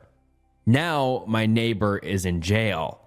The police are holding him as my made-up villain. What I am looking for is advice on how to stay out of trouble. I think if I just keep my story straight, then everything will work out fine. My neighbor has committed crimes in the past, so overall, I am not too concerned about his story being more believable than mine. I want to come clean, but I don't think I can. I just want to get this over with. And oh my God, this is just ridiculous. I feel so bad for his poor neighbor that just got framed for a crime he obviously didn't do. Oh my God, I hope the OP actually came clean, but let's get into the comments. Someone says, "Mate, you are a disgrace. A man accepts the consequences of his actions. The way you are talking in this confession just makes me sick. Your whole tone is about getting yourself out of trouble, even though an innocent man is facing dire consequences due to your actions. You won't progress anywhere in life if you don't accept responsibility. It's time you ought to, not only for this innocent man, but for yourself and how you are going to grow in the future. Take a good hard look in the mirror. Jeez, you need to reevaluate some things. Oh, and this isn't a little lie, you fucking moron. Furthermore, guns aren't toys." Someone else says, "I'm going to give you advice from one human to another right now. You fucked up, mate. You fucked up royal. Because of your stupid lie, an innocent man is in jail. God knows what he's feeling. God knows what is happening to him. Okay, now let's take a step back. You know you fucked up. You're confessing it. You have two options only. Number one, sit your parents down and tell them you have been thinking about it a lot and you have an important confession to make because you did something that got way out of hand. Had no idea it would result in such consequences for an innocent person. You feel awful. You want to do the right thing. Ask them for advice. This path is the path that will lead to them informing the police. You possibly having to face consequences for your actions, which could easily be a fine or a small amount of prison time. Or number two, do nothing, just forget about it." Most people pick number two. Hell, I'd pick number two because I'm not going to jail because of a lie I fucked up on. I'm also a piece of shit who's not strong at all physically or mentally. I have to live with that for the rest of my life. Just like you have to, I think. And then someone else comments saying, "This is the most horrible thing I have ever seen so far on Reddit." So congrats on that. You are underage. You are not going to jail. You need to confess right now. Tell your parents what happened. You won't go to jail. You might get some probation, but you are a kid. Probation is nothing. Your post was well written, so I am not going to ask you if you are an idiot or not. But do you think your neighbor is an idiot? Nothing on this planet will turn a normal person into a cold-blooded killer faster than undeserved jail time. More than likely, your neighbor is being held under suspicion. They can't hold him forever on that. He will get out. He will be angry. And if the guy is smarter than a pavement, he is going to know 100% certainty that he is in jail because your dumbass shot a hole in your wall and blamed it on him so your parents wouldn't spank you. Being worried about your parents being mad at you should be the least of your fucking worries. You did a couple of $100 worth of damage to your house. You didn't burn it down. Being worried about what the innocent ex-con you got imprisoned is going to do to you when the police realize he wasn't involved. And they will because, punchline, he wasn't. Should be the only thing on your mind. Our first daughter was R-worded at 14, and we raised the baby as our own child. Our first daughter committed S-word, and we carried on raising the baby. My grandchild thinks we're her parents, and I can't bring myself to tell her the truth, even now. This is a lengthy confession. I'm sorry if you don't like reading long posts, you can skip to the end if you want. Our first daughter was R-worded when she was 14. It destroyed her childhood and flipped our lives upside down. You always assume if you bring your child up right and take care of them, nothing bad will happen. But something bad just happened anyways. and there was nothing we could do afterwards to make what happened right. The man who did it got sent to jail eventually, but our daughter was never the same again. Counseling never brought her smile back. Nothing seemed to work. She seemed so cold and emotionally dead from there onward, and we tried so hard to connect back with her, but nobody could. She was an island and didn't want to talk to anyone about anything. We, as parents, blamed ourselves for this. We ended up pulling our daughter out of school to homeschool her because her attendance was very bad and she suffered night terrors, which kept her awake some nights. It was probably a bad decision and overprotective parenting, but we wanted to protect her and felt a regular school wasn't a safe environment for her at the time. As if the situation could be any worse, we found out our daughter was pregnant with our R-wordest child. We tried to suggest an operation to get rid of the baby because of her age and the situation, but she didn't want to. Our daughter refused to get the operation to get rid of the pregnancy, so we kept her out of school to give birth to the baby. We raised the child as our second daughter to give our first daughter the life she was robbed. We just wanted her to enjoy her life and told her we raised the baby for her as our sibling, and she agreed to this. It was partly out of fear of what the neighborhood would think, and partly out of wanting our daughter to continue having a normal teenage life.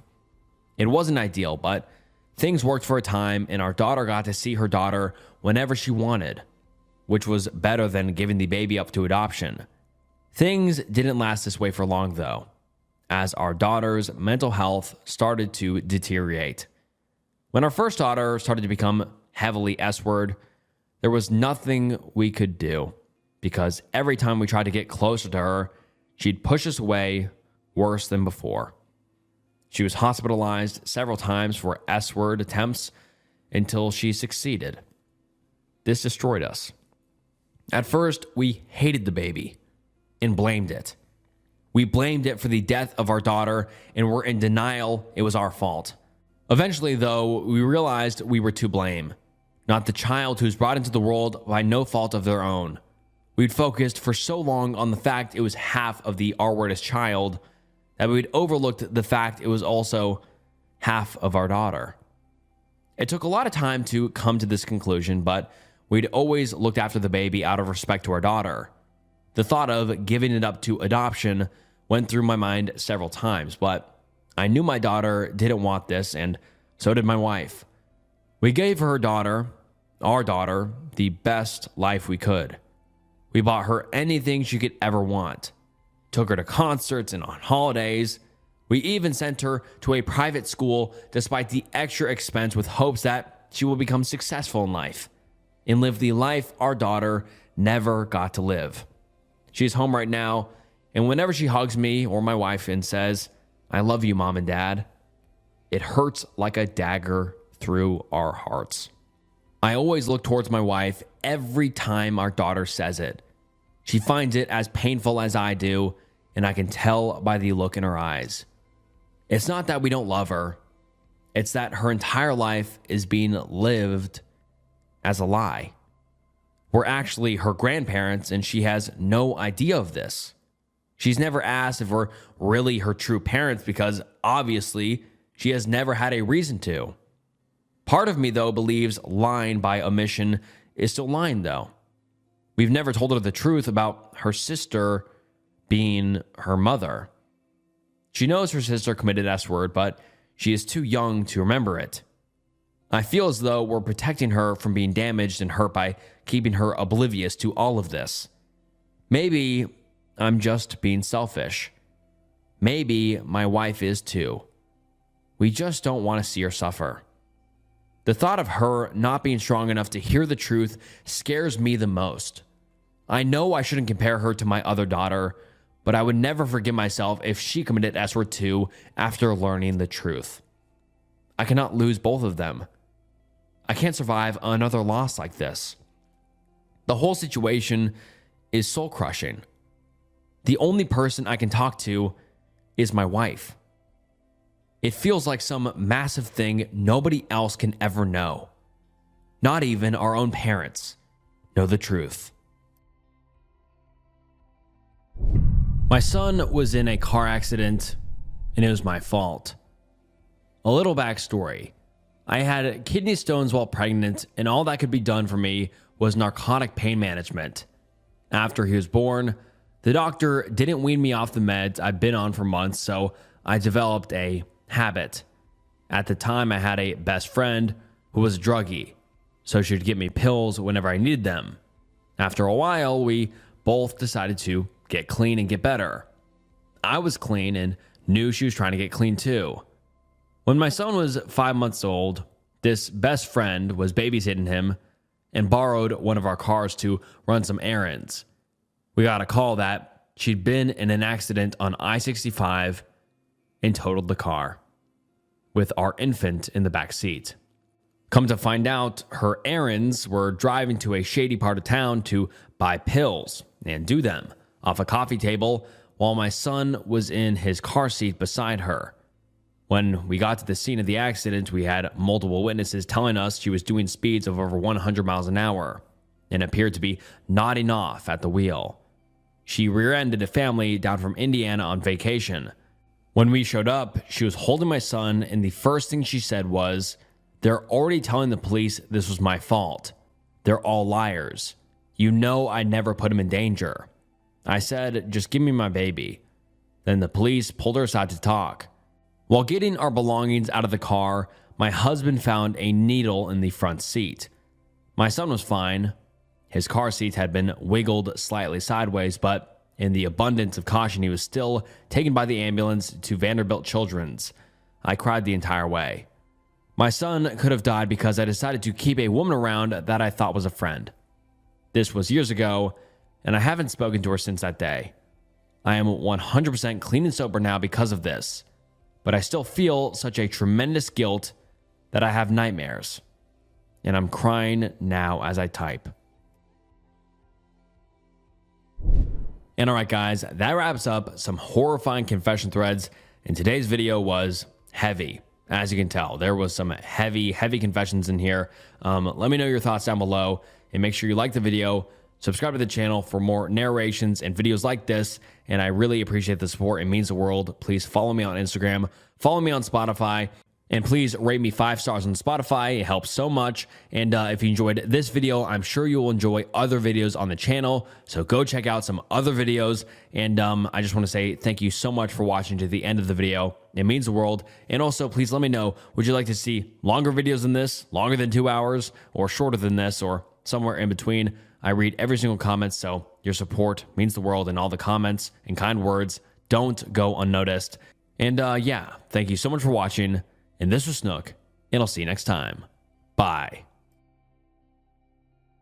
Hey, what's up guys, and welcome back to the channel. And today we're getting into some unsettling Reddit horror stories. And oh boy, these stories are some of the best Reddit stories I have ever read. So you're gonna wanna make sure to stick around. They're horrifying, they're creepy, and like the title says, they are unsettling. Make sure you like the video, subscribe to the channel, and comment down below and let me know if you'd like to see more videos like this in the future. And all right, this video will be long enough already. So without further ado, let's get into some unsettling Reddit horror stories.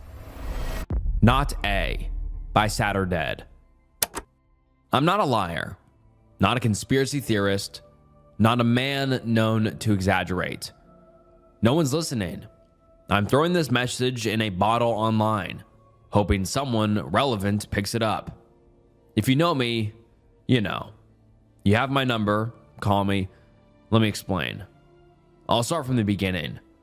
I'm a South Dakota boy. Came from a small community near the bend of the river by Crow Creek. Us East River folk live by a different tempo. We don't get a lot of big headlines, and we keep our dreams close enough to see them from our bedroom window. I wanted to be a cop like my dad. I followed in his footsteps, got my badge, and now I'm a cop too. Before this whole shitstorm started, I've been doing this job for 4 years. I was no stranger to death or disease, but it's from places you expect. Some guy ODing outside a fast food joint, a diabetic running a stop sign into oncoming traffic. We see gruesome stuff. You can't avoid that. It comes with the job, but it was never intentional, you know? It was always a consequence of bad choices or random happenstance or plain bad luck. But one day, we got a call about something I've been dreading. A driver called about spotting something off the road west of Wessington. We didn't get a lot of details, but me and my partner were the closest to check it out. Apparently, they'd found a head. A human head. Out there. It's all flat, no hills, just the occasional tree blocking the horizon. We could see this guy parked by the side of the road long before we got there.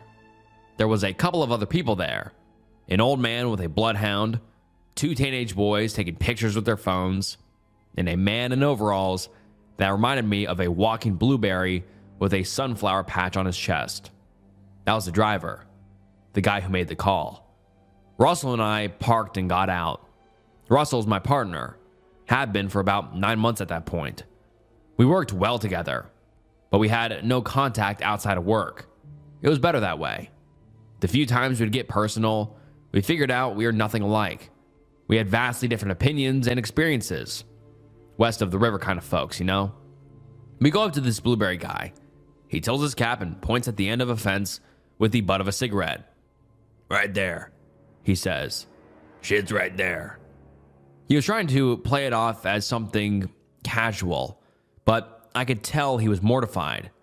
There were 3 cigarettes scattered around his feet, and at least 2 of them weren't even half finished. He was shaking bad enough to drop them. The old guy with the bloodhound had to hold his dog back. Not that I was angry or something, but it seemed desperate to sniff the thing. And from where I was standing, that's what it looked like. A thing. Not a head. Not a person. Just this pale blotch of skin lined up against a fence pole. "I was stopping to talk to Chris when I saw it," the driver continued. "That's Chris." The old man raised a hand and snapped at his dog, who finally calmed down. "I stepped back and called you guys. I barely looked. Not a peep." Russell asked the mandatory questions, establishing a time frame, asking about the witnesses, what he was doing, all that stuff. Meanwhile, I asked the teenagers to step back and explain to the old man that we had to keep the area clear. I was the first one to step up close and take a good look. Someone had to confirm that it was a human head. And it was. It was fresh. Young woman, maybe 20 to 25 years old. Mouth half open as if letting out a long sigh. Eyes closed. Without touching anything, I took some pictures. It's important to be able to show a crime scene the way you found it. You never know when the weather takes a turn. I made a couple observations. She didn't have any makeup on, and there was not a large pool of blood. The head was sort of propped up against the fence, making me think someone left it there intentionally. This was not an accident. No way. It dawned on me that I was witnessing that might be my first murder scene. Well, not a murder scene. A murder display, if anything. We called in the cavalry. As I mentioned, things like this don't happen where I grew up. Accidents, yes, but this was no accident. Couldn't be. We got a whole bunch of cars out there in less than an hour. We sectioned off a part of the farmlands to check for further body parts. We got the cadaver dogs, we called to prep for an autopsy, and we had crime scene investigators on site by late afternoon. I'd never seen that kind of mobilization. Now, I'm sure they wanted to bring in some expert from Sioux Falls, but time was a factor. We needed an early call on whether this death was the result of an accident, animal, or tool. Yes, it all pointed to a murder, but we couldn't know for sure. That wasn't our job. Before anything, we needed an initial statement. We had a coroner and a medical examiner ready. Problem was, these were local guys, and they weren't prepared. Not in the least. Me and Russell were sent along to get them up to speed as a sort of go-between. We were the first to get there, after all. We got the pictures and the initial statements. Also, we knew these people. That'd make things easier. Russell and I got there just before dinner time. The medical examiner had gotten there about 10 minutes ahead of us. but the coroner was already getting work done. The medical examiner was a lady named Corrine, early 40s, mother of 4, no-nonsense kind of woman with a bad but honest temper. The coroner's name was Daly. Man ought to have retired by then, but he was still going at it. Almost 70 years old, but as sharp as ever. When we stepped in, he was already turning the head over, making observations about the wound. "Daly," Russell said as we entered. "How you holding up?" "Just dandy," Daly said, making a note. "I'm more worried about our friend here." Corrine pushed us aside and made her way to the examiner's table. Russell got a pretty good shove and rolled his eyes at her. "Since you're still looking, I take you haven't come to a conclusion." Corrine sighed. "What's the verdict?" It's easier to explain what it's not at this point," Daly said. "The wounds are about halfway patterned, halfway something else, but it depends on the time they were inflicted." "So what's the TOD? We talking days or weeks?" "I haven't got the slightest clue." That made her pause. There were several inconsistencies that Daly noted. For example, several of the usual markers that we see in corpses just weren't there. There were no flies or maggots, and many common shows of decomposition had either not manifested at all or manifested in an order that didn't make sense. For example, the inner lining of the mouth showed signs of advanced decay around the soft tissue, but there were no signs of bacteria or strong active smells. Daly couldn't make any sense of it. Russell and I stood back and watched them work. We knew Daly had a habit of not answering his emails or checking his phone, so it was better to have some boots on the ground to keep tabs on their progress. We were all going to be on call for most of the night anyway, so we figured we'd settle in for the long haul. I took a dinner break while Russell stayed behind. He'd brought leftovers that he forgot to eat for lunch. I got an hour to clear my head and fill my stomach while they kept working. I checked in with the guys still out in the field. They hadn't found anything else. No witnesses, no footprints, no track marks, no wheels, not a thing. They were checking traffic cameras going in and out of the area, but the distances required and the amount of cars passing through made the potential numbers go up in the hundreds. I could tell it was a dead end. Hell, I could tell that just by the tone of their voice. By the time I got back, Daly and Corrine were arguing. They were listing things on a whiteboard, going through them one by one and crossing things off.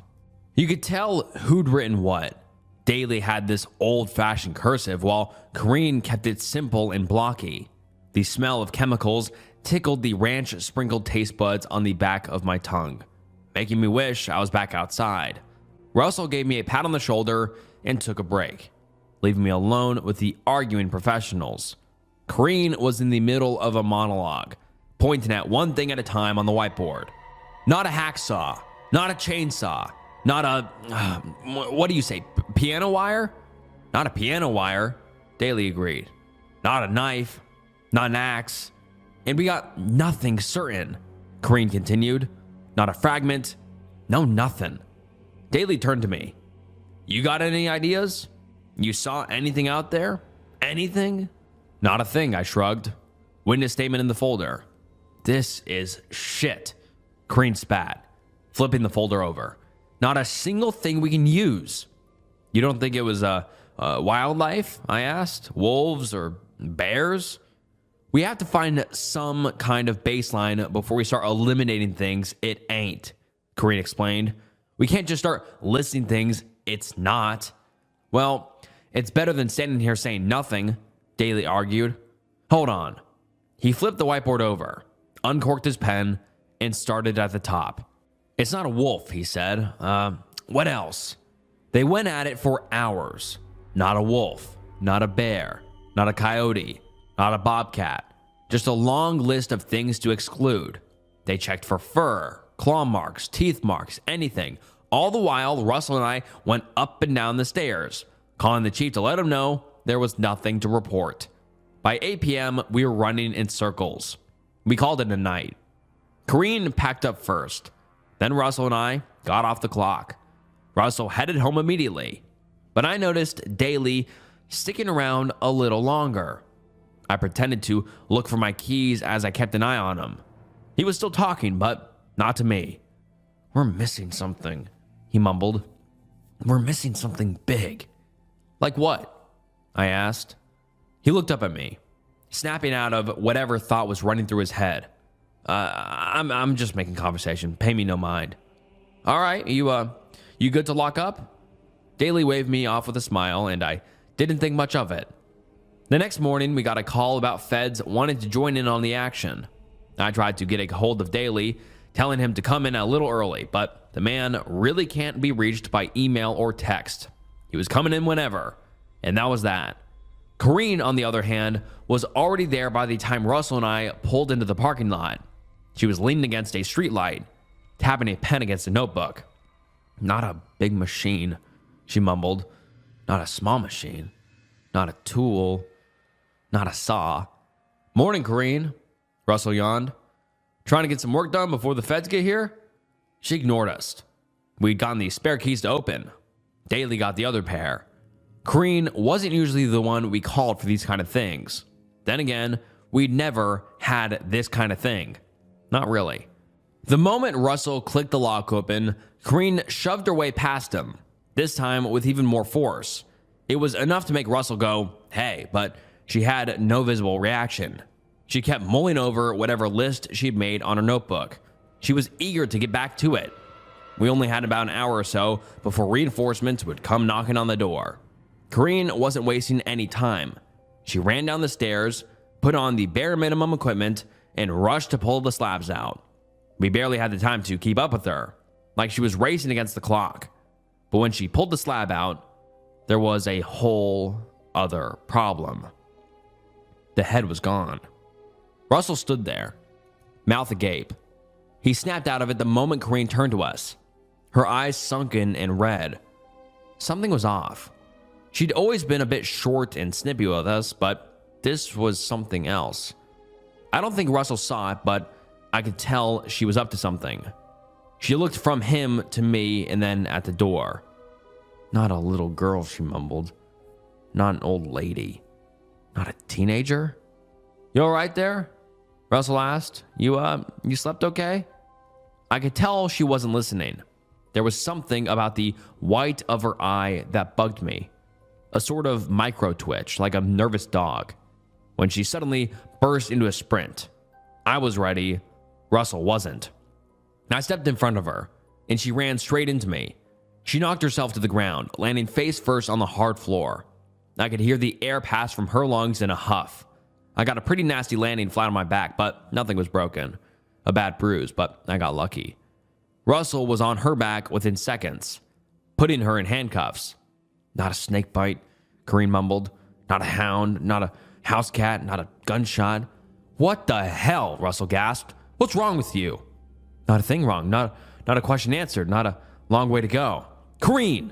Russell yelled. "You hear me?" I was already calling for another squad car. Time was of the essence. We had a missing head, and Daly wasn't around. I prayed to God he'd just overslept, but I had this sinking feeling in my gut that he hadn't. There was something about the way he'd lingered the other night that made me think he might have done something he shouldn't. Another car was sent to check on Daly, but he wasn't at his apartment. Another car went to check his office, but there was no one there either. We ended up combing through whatever contacts we thought might be useful. Russell and I had our coffees, making mental lists out loud. "His ex-wife," I said. "I know he got one of those. I don't think he made it to Florida overnight.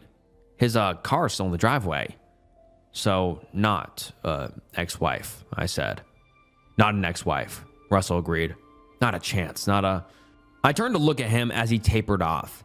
He stared at the steering wheel, coffee hanging limp in his hand. His eyes glassed over, and I could see a bubble of spit pooling in the corner of his mouth. He wasn't blinking. "Russell?" He blinked, dropping his coffee straight into his lap. It wasn't that hot, but he was up and about within less than a second, cursing like a sailor. He kicked the cup down the street like it owed him money and got back in the car, wiping the seat in his pants with a blanket from the glove box. "You okay?" Not about to get sick. Not now. You sure? You seem out of it. You really think Staley stole the damn head? Russell said, changing the subject. You think he'd do that? I mean, he could have. I mean, it's possible. What's the odds of him and them both disappearing without him being involved? Not a snowball's chance in hell. Exactly. Not a chance. I gave Russell another look. He was clearly thinking about something, but I couldn't put my finger on it. I tapped him on the shoulder and handed him my coffee. I think you need this more than I do. I'll take the wheel for a bit. We spent most of the early day driving around town, asking questions. We had a couple of vague leads, but it's like we were spinning tires, stuck in the mud. Russell was getting frustrated, so the chief asked us to do something else for a bit. They were busy dealing with the feds anyway, and they had 4 different squad cars out looking for Daly.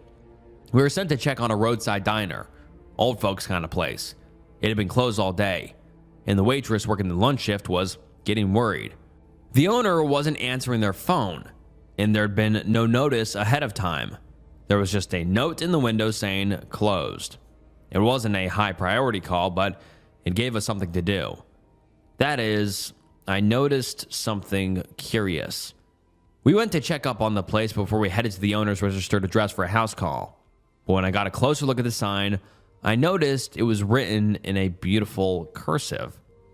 I elbowed Russell and pointed. You see that? He nodded, moving in to get a closer look. Not a common thing around here, Russell said. Owner's got arthritis.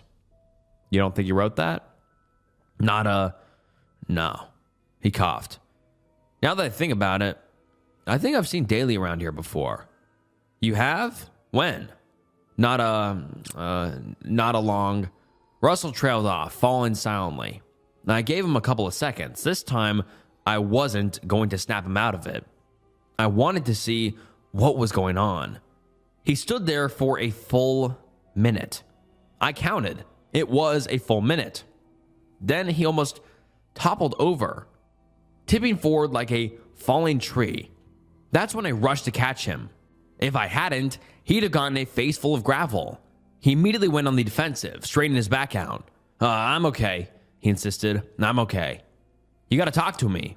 I'm okay, whatever. I'm okay, nada. Stop saying that.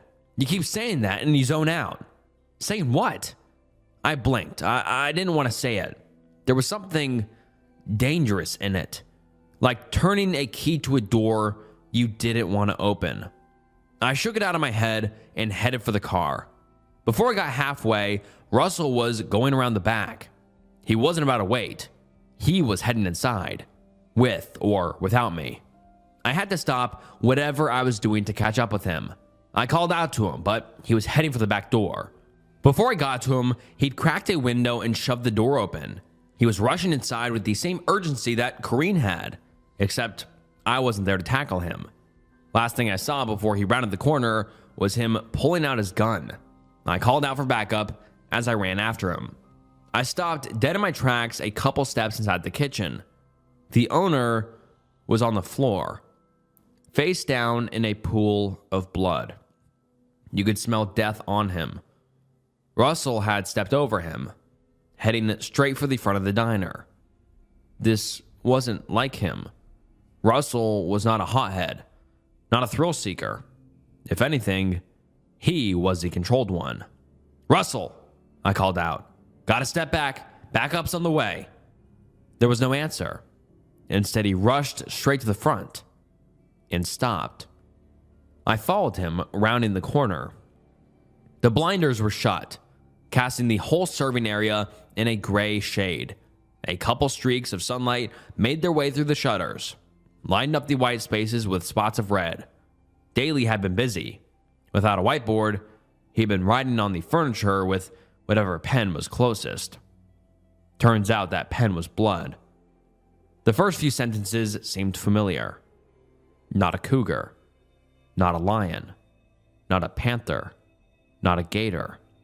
More animals, but the further in you got, the text got smaller, more concentrated, and the sentences grew stranger. Not a lot. not a little, not a lord, not a queen. Then at the far end, there was something written on the table. Russell had already got there, picking something up from it. As I got closer, I saw the text, while trying to keep an eye on my partner. The text was cleaner, underlined. Not a person. Not a person. Russell nodded. Yeah, that makes sense. What's that you're holding? I asked. What are you doing? He dropped his handgun to the floor and cradled something between his hands. As I got closer, I saw what it was. The bottom jaw of the missing head, torn loose. Not a person, Russell repeated. Not a threat.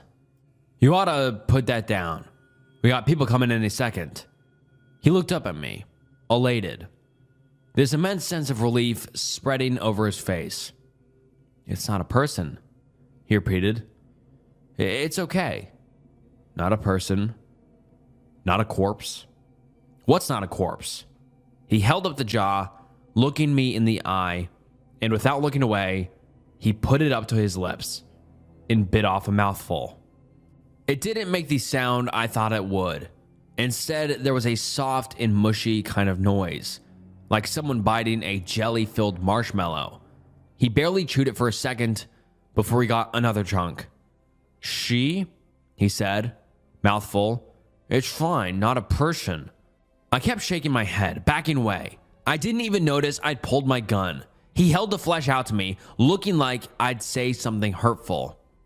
Try it, he smiled. Try a little. No way, I said. Not a. I had to stop myself. I had to physically stop myself. Thinking about this sentence made my head spiral into a pattern of repetition over and over again, like an allergic reaction in the back of my mind. I slapped my hands over my mouth, smacking my front teeth with the metal of my gun. I didn't know what to do. I couldn't shoot Russell, but I couldn't stay, and I turned away.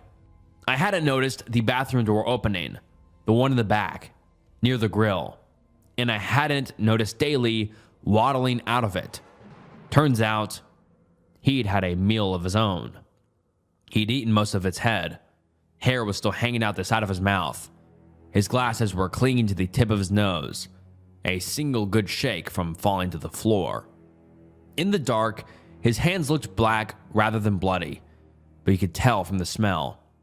I ran straight into him, almost knocking him over. He fumbled his steps a little, leaned back against the rail, and braced himself. It's okay, Daly burped. It's not a person. Not a corpse, Russell added. Not a soul. I could hear myself finishing the sentence. I was just a syllable or two away. I wanted to say it was not a person too. Not a problem. Not a. Instead, I pushed past Daly. I rushed forward, leaping over the dead body, and threw myself out the back door. I got a good 10, 15 feet out past the door before I looked back. Daly and Russell were both standing by my door, looking at me.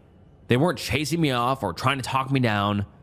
They just stood there, mumbling the same pattern, the same rhythm. They couldn't figure out what the hell this thing was, so they were just listing things it wasn't. Not of this, not of that. Then I heard something, a dragging sound, and I realized they weren't looking at me. They were looking at something behind me. Something cold and mucus covered wrapped around my eyes like wet seaweed. I screamed, but that only served to open my mouth. Something cold got pushed in past my tongue, tickling my tonsils, and I swallowed. I choked as something bitter and meaty swirled down my gullet. It felt like someone had thrown a sack of bricks off a tall bridge, landing hard in the bottom of my stomach. I fell forward, gasping for air and scraping my knees. I was dry heaving to get that thing out of me. My eyes were covered in grease, and all I see is this figure. It emerged from behind me, moving past me. I barely saw the shape of it, but it had something like a big arm coming out of its side. It looked like a big corn cob, but instead of kernels, there were pieces. There was the shape of a foot, a hand, long hair from a scalp as it moved past me. Daly and Russell silently joined in. Before they disappeared down the northern field, I heard something snap and tumble to the ground. I got to my feet stumbling. I made it to the bathroom. I shoved fingers down my throat, but no matter what I did, nothing came of it. Something was stuck in the pit of my stomach, and by the time backup arrived, I was sobbing on my knees, bent over a bloody toilet seat. I was screaming into the porcelain, begging for whatever was inside of me to leave, but it didn't. They had to drag me out by my arms. It didn't get any of it out. Not a piece. Not a little piece. Not a single little piece. They didn't find Daly or Russell. I ended up with a 2-night stay at the hospital. Apparently, something similar happened to Corrine. She'd had a breakdown, and they were still trying to figure out the problem. Some signs pointed to a fungal infection, but they couldn't find the cause. The doctor determined that it was not a virus, not a bacterial infection, not a misfolded prion. They had to put her on an IV, and they couldn't get her to shut her mouth long enough to eat. They were still trying to figure me out when I got sent home. They said I wasn't as far gone. Paid leave. 3 weeks. 3 weeks turned to 6 as the test results came back inconclusive over and over again. At one point, they thought I had some kind of contagion, but they couldn't say for sure. Someone mentioned narcotics, but it just turned into a long list of negative tests. I switched doctors 3 times as they kept tripping over their own diagnoses. One of them ended up taking their own sick leave after a while. I've been trying to figure out a way to get rid of this. I sit up at night, staring at the wall, drawing on my cheap wallpaper with a black pen. I want to help them. I want to figure this out. I write what I know to be true, over and over. It's not a threat, not a person, not a human, not a corpse. I had to give myself a reason to write again. I've been trying to resist it for so long. It's like whistling a song that you know you can't stop humming. If you start, it'll be on your mind all day. But I'll just do it. I'll do it until I get it out of my system. I don't care if it takes days, or weeks, or months. I'll figure it out. I'll get it out. And once it's gone, I'll be back here to figure this out.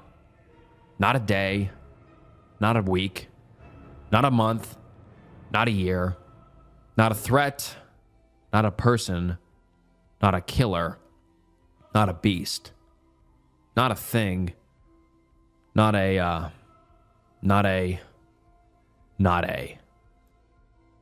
My father spent 30 years running from a small town church. I just found out why. Written by Something Goes Here, too. My father was a hard-working man. He worked 10 or 12 hours a day, 6 days a week. We barely talked. Some days I'd find him passed out on the living room couch or at the kitchen table with a beer. Eyes on the newspaper, but not really seeing it. His eyes would be sad and distant, face flushed. A couple beers in, he'd get like this. He wasn't drunk, just tipsy. I wasn't neglected, not by any means, but I was never front and center in his mind. Or at least, that's what it felt like. That's just the kind of dad he was. But then he died. We buried him the summer I turned 16. He fell asleep at the wheel and went into a ditch on his drive home from work. Mom was, of course, devastated. He had a whole storage unit of bits and pieces of his life, a storage unit that we couldn't afford anymore. Mom drove me out there one afternoon, a few weeks after the funeral. The stuff she wanted to save went into the trunk, boxes and boxes of stuff. We went through everything. The air was thick with dust mites. He painted in college. My father, who would sit with a 1,000-yard stare at the dinner table after a brutal day at work, had been a pretty good artist back then. There were a couple of landscapes, a few portraits of people I didn't recognize, but that my mom said were distant relatives, and half a dozen paintings of the same building. A little black church. It was squat, square, and plain. An unassuming building.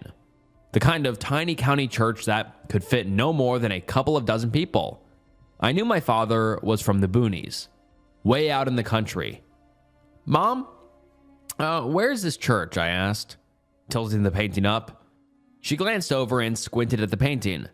"That's from when your dad was a kid. A church near where he grew up." "He went there?"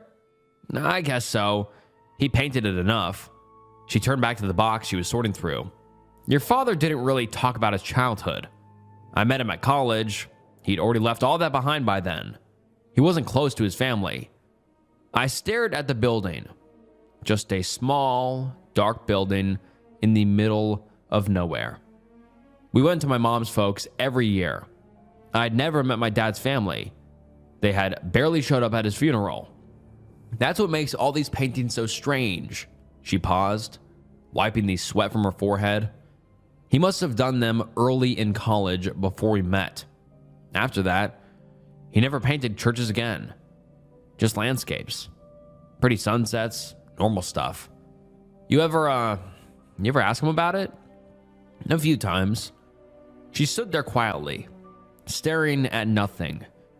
He just changed the subject. He was good at that. He was excellent at that. I couldn't throw them away. Someday they'd end up in someone else's trash pile. Forgotten. But not yet. I hung them up in my bedroom. All 6 paintings, arranged on the wall above my desk, where I'd seen them while doing homework. Mom came in one night, stood in the doorway, looking at them. She didn't say anything for a long time. You really want those up?" she finally asked. "Yeah."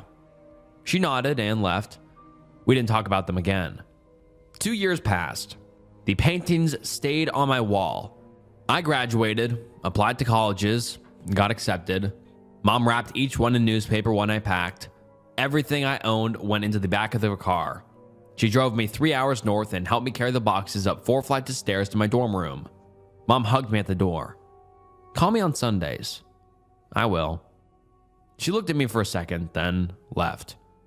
I unpacked the paintings last, hung them on the wall above my desk in 2 rows of 3. I called my mom most Sundays. "How's school?" she asked one Sunday in my junior year. "Good. I'm graduating in May. Your father would be proud." She always said that. I never knew if it was true. "Hey, something weird happened last week," she said. "Some of your dad's family showed up at the house." "What? Who?" "I don't know. A man and a woman. They said they were his cousins. Wanted to go through his things. See if there was anything they could have after all these years." "What did you tell them?" "I told them to leave. It felt wrong, Charlie. They weren't at his funeral. They never called, never sent a card. Now they want his stuff." I stared at the paintings on my wall. Did they say what they were looking for? No, just that they wanted something to remember him by. She paused. "They asked about you too. Where you were going to school, what you were studying. I didn't like it." "You didn't tell them anything, right?" "Of course not. I'm not stupid," she sighed. "It just bothered me. Why now? What changed?" I didn't have any answer for her. I packed up my dorm room in May. Everything fit in the back of a borrowed pickup truck. The paintings came down last. I wrapped each one in newspaper, careful with the frames. I was carrying the last one down the stairs when my phone rang. I shifted the painting to one hand and dug my phone out with the other. My foot caught the edge of a step. The painting hit the landing before I did. The frame splintered. Shit. I crouched down and picked through the pieces. The canvas was fine, just some scratches. I pulled it free from the broken frame, and something fell out. A small piece of paper, yellowed and folded. It had been tucked behind the canvas, invisible until now. I unfolded it. My father's handwriting. And the note reads as follows. "Honey, my death likely brought this letter to your hands. I should have burned these paintings years ago. My hands shook every time I reached for the lighter. These canvases are proof of my past. I kept them to remind myself why I had to leave that place. I ran from the church because The alternative was losing my soul. Their beliefs and their actions were rot. I refused to raise a family in that shadow. I refused to let their influence touch our lives. If they ever come looking for you, you must run. Do not seek answers. Do not try to understand the nature of their hunger. Just go. Your safety and Charlie's life are the only things that matter now. My phone was still on the ground where I dropped it. I picked it up and called my mom back. "Mom," I said, tell me about Dad's family again. The ones who came to the house? What? Why?" "Just tell me." "They were strange. The women did most of the talking. She had this accent, a really thick southern one. She kept smiling, but it didn't reach her eyes. The man just stood there and stared at me." "What did they look like?" "Old, 50, 60 maybe. Dressed like they were going to church. Very modest, very religious looking, I guess." I looked down at the letter in my hand. "Charlie, what's going on?" "I don't know yet," I said, "but I'm going to find out." I found a forum where people researched obscure religious movements. I posted a picture of one of the paintings and said I was looking for information about my father's childhood. 3 days later, someone sent me an image. No message, just an attachment. A photograph of a handwritten list. Names in 2 columns, maybe 30 or 40 total. Some had lines drawn through them. My father's name was third from the top, crossed off. I searched the marked out names, found 17 matches. All of them had been born in the same cluster of small towns. All of them had left and started new lives somewhere else. Then they vanished or died under suspicious circumstances. Sometimes 20 years after they'd gone, sometimes 30. A sick feeling settled in my stomach. Maybe it hadn't been an accident. A letter arrived 2 weeks later. My name and my apartment address written in neat, careful script. The postmark was from a town I didn't recognize, somewhere in the South. I opened it, standing in my kitchen. "Dear Charlie, your mother probably mentioned we stopped by to see her recently. We should have reached out sooner. We know it's been years since your father passed, and we're sorry we weren't there for you both during that time. We've been thinking about your dad a lot lately. He was family, even if you didn't always see eye to eye when he was younger. We'd love to share some stories about him with you, if you're interested. We have some old photographs we thought you might like to see. We'll be passing through your area next month for a church retreat. If you'd like to meet for dinner, we'd enjoy getting to know you. No pressure at all. We understand if the timing doesn't work. God bless. Thomas and Sarah." And there was a phone number at the bottom. I didn't call the number. I sat on my apartment floor with the letter in my hands. They knew where I lived. They knew where my mother lived, and they had a list with my father's name crossed off. I packed a bag. I told my mom I was taking a road trip, seeing the country before job hunting started. She thought it was a good idea, said I'd earned a break. I didn't tell her where I was going. Didn't tell her about the letter, or the list, or why I was really leaving. The drive took 2 days. I could have done it in one if I'd pushed, but I didn't want to drive exhausted. The landscape changed as I drove south. Flat farmland gave way to rolling hills, then thick forests that pressed close to the highway. Small towns appeared and disappeared, each one looking more tired than the last. I stopped for the night at a motel off the interstate. Sleep didn't come easy. The next morning, I drove the last 100 miles. State highways, then country roads, then roads that barely had names. The trees got thicker, houses became sparse, set back from the road behind long gravel driveways. I passed a hand-painted sign, "Welcome to God's Country." 20 minutes later, I found the town. A gas station, a post office, a Dollar General, and a diner that looked like it had been there since the 1950s. Everything else was houses and churches. Lots of churches. I drove through slowly. People on the sidewalk stopped and watched my car pass. Strangers probably didn't come through here often. The motel was on the edge of town, a single-story, L-shaped building with maybe a dozen rooms.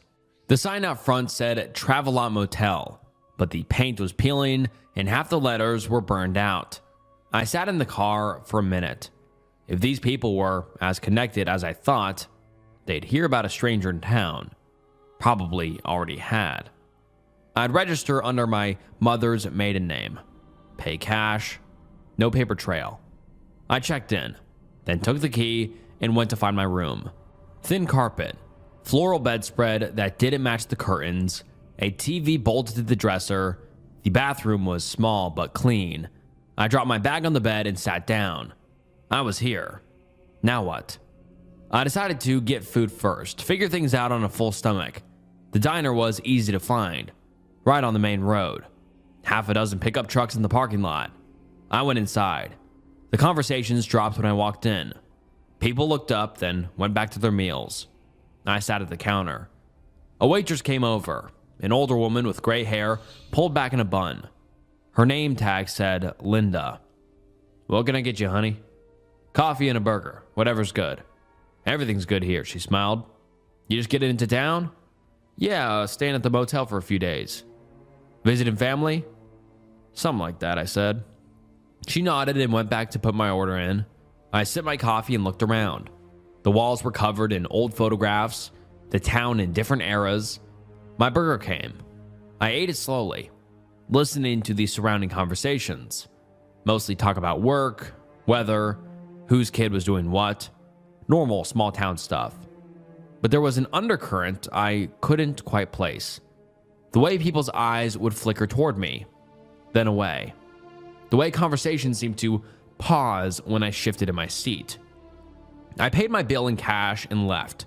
Drove around for a while, getting my bearings. Eventually, found the church, about 3 miles outside town, set back from the road behind a chain link fence, just like in my father's paintings. Small, square, black painted wood. A gravel parking lot with weeds growing through the cracks. A hand-painted sign read Church of the Narrow Gate.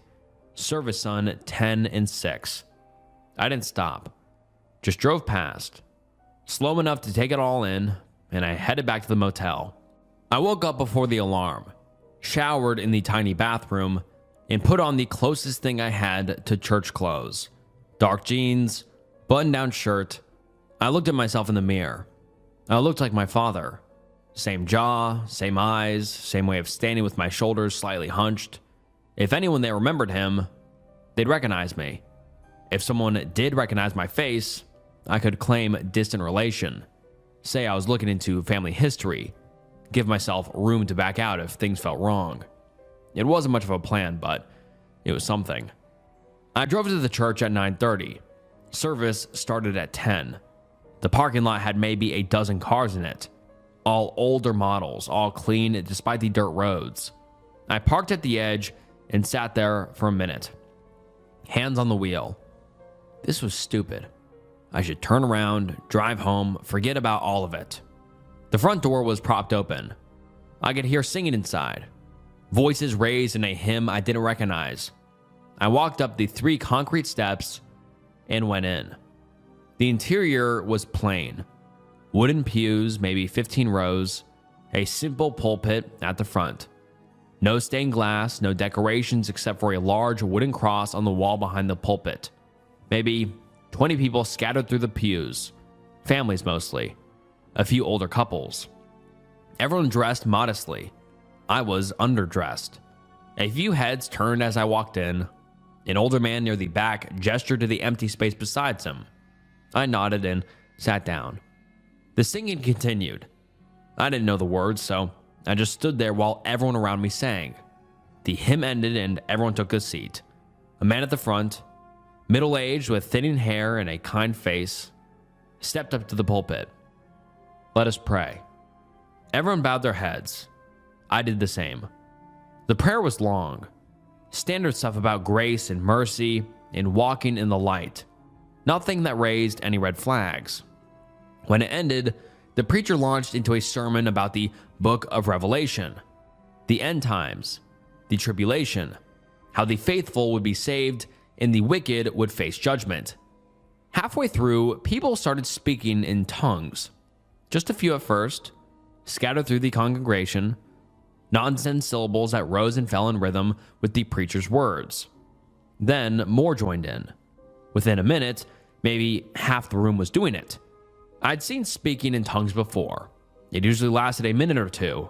Then people would quiet down. This didn't stop. It built, got louder. The voices started to synchronize, falling into the same rhythm and the same cadence. It stopped sounding like random utterances and started sounding like a chant. The preacher kept talking, his voice rising to be heard above the congregation, but he wasn't trying to quiet them. He was encouraging it. His words shifted. His English dissolved into a guttural thrum. He wailed in a dialect of alien consonants and sibilant hisses. The sound dropped into a register that felt like a physical weight pressing against my ribcage. This was a predatory cadence. It echoed the damp, dark earth hidden beneath the floorboards. The air in the church felt thick. My head started to ache, a dull pressure behind my eyes. The woman in front of me was shaking, her hands raised, her head thrown back, her posture stiffened, her spine locking up against the wood. A sequence of rapid, glottal clicks began to pour from her throat. These were sharp, almost precursive sounds. They were the noise of dry husks grinding together in a wind, or pebbles sliding down a mountain. The rest of the congregation joined in a unified, dissonant wall of sound. Their voices had a low, vibrating frequency that rattled the marrow in my bones. I wanted to leave, but getting up and walking out would draw attention, so I stayed in my seat and tried to breathe through it. The chanting reached a peak, then suddenly stopped. Complete silence. The preacher lowered his head, placed both hands on the pulpit. When he looked up, he was smiling. "The Spirit is with us today, brothers and sisters. Let us give thanks." Everyone murmured in agreement. The woman in front of me bowed her head, calm now. The preacher stepped down from the pulpit. The service seemed to be ending. People started to talk quietly among themselves. Behind the pulpit, a door at the back of the church opened. A man stepped through. He wore a white suit, immaculate, spotless. He also wore a pale mask that covered his entire face. No features, just plain white with 2 holes for eyes. The congregation went quiet again. The silence changed into something reverent, expectant. The man in the mask walked slowly to the pulpit. His gaze swept across the pews row by row. When his eyes passed over me, I felt a weight, like something pressing against my skull. "Brothers and sisters," he said. His voice was deep, southern accent thick and smooth. "We gather here in the shadow of the Almighty.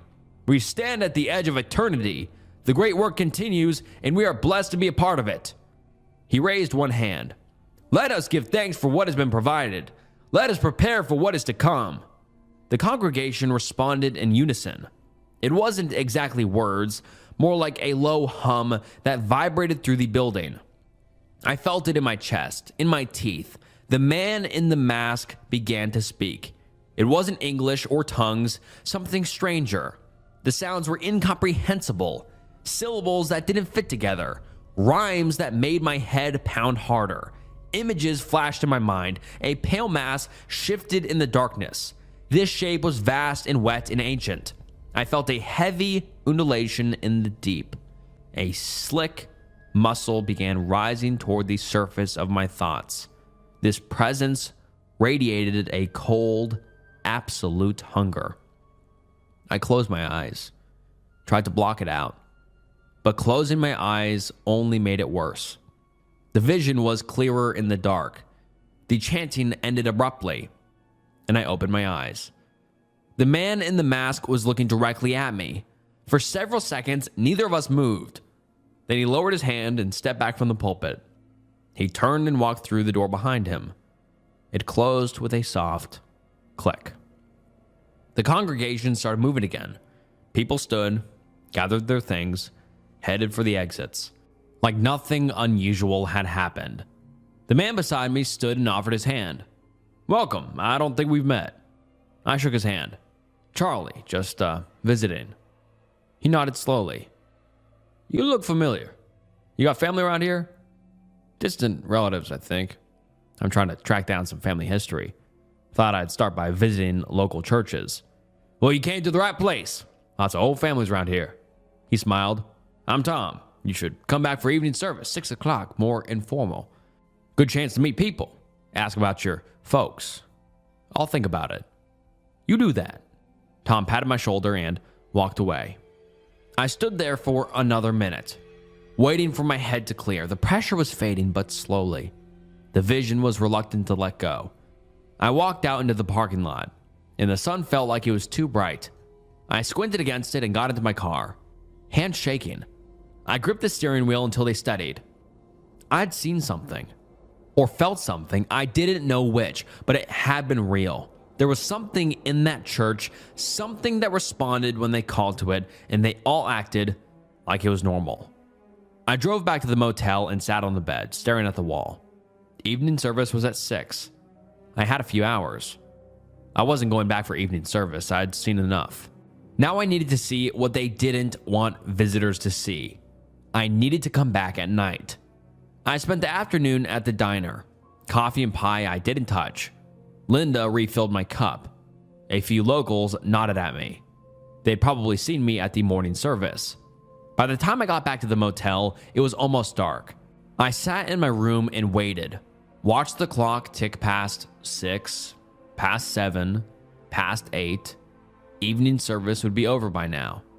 I changed into dark clothes, jeans, black t-shirt, hoodie, put my phone in my pocket, made sure it was on silent. The drive to the church only took 10 minutes.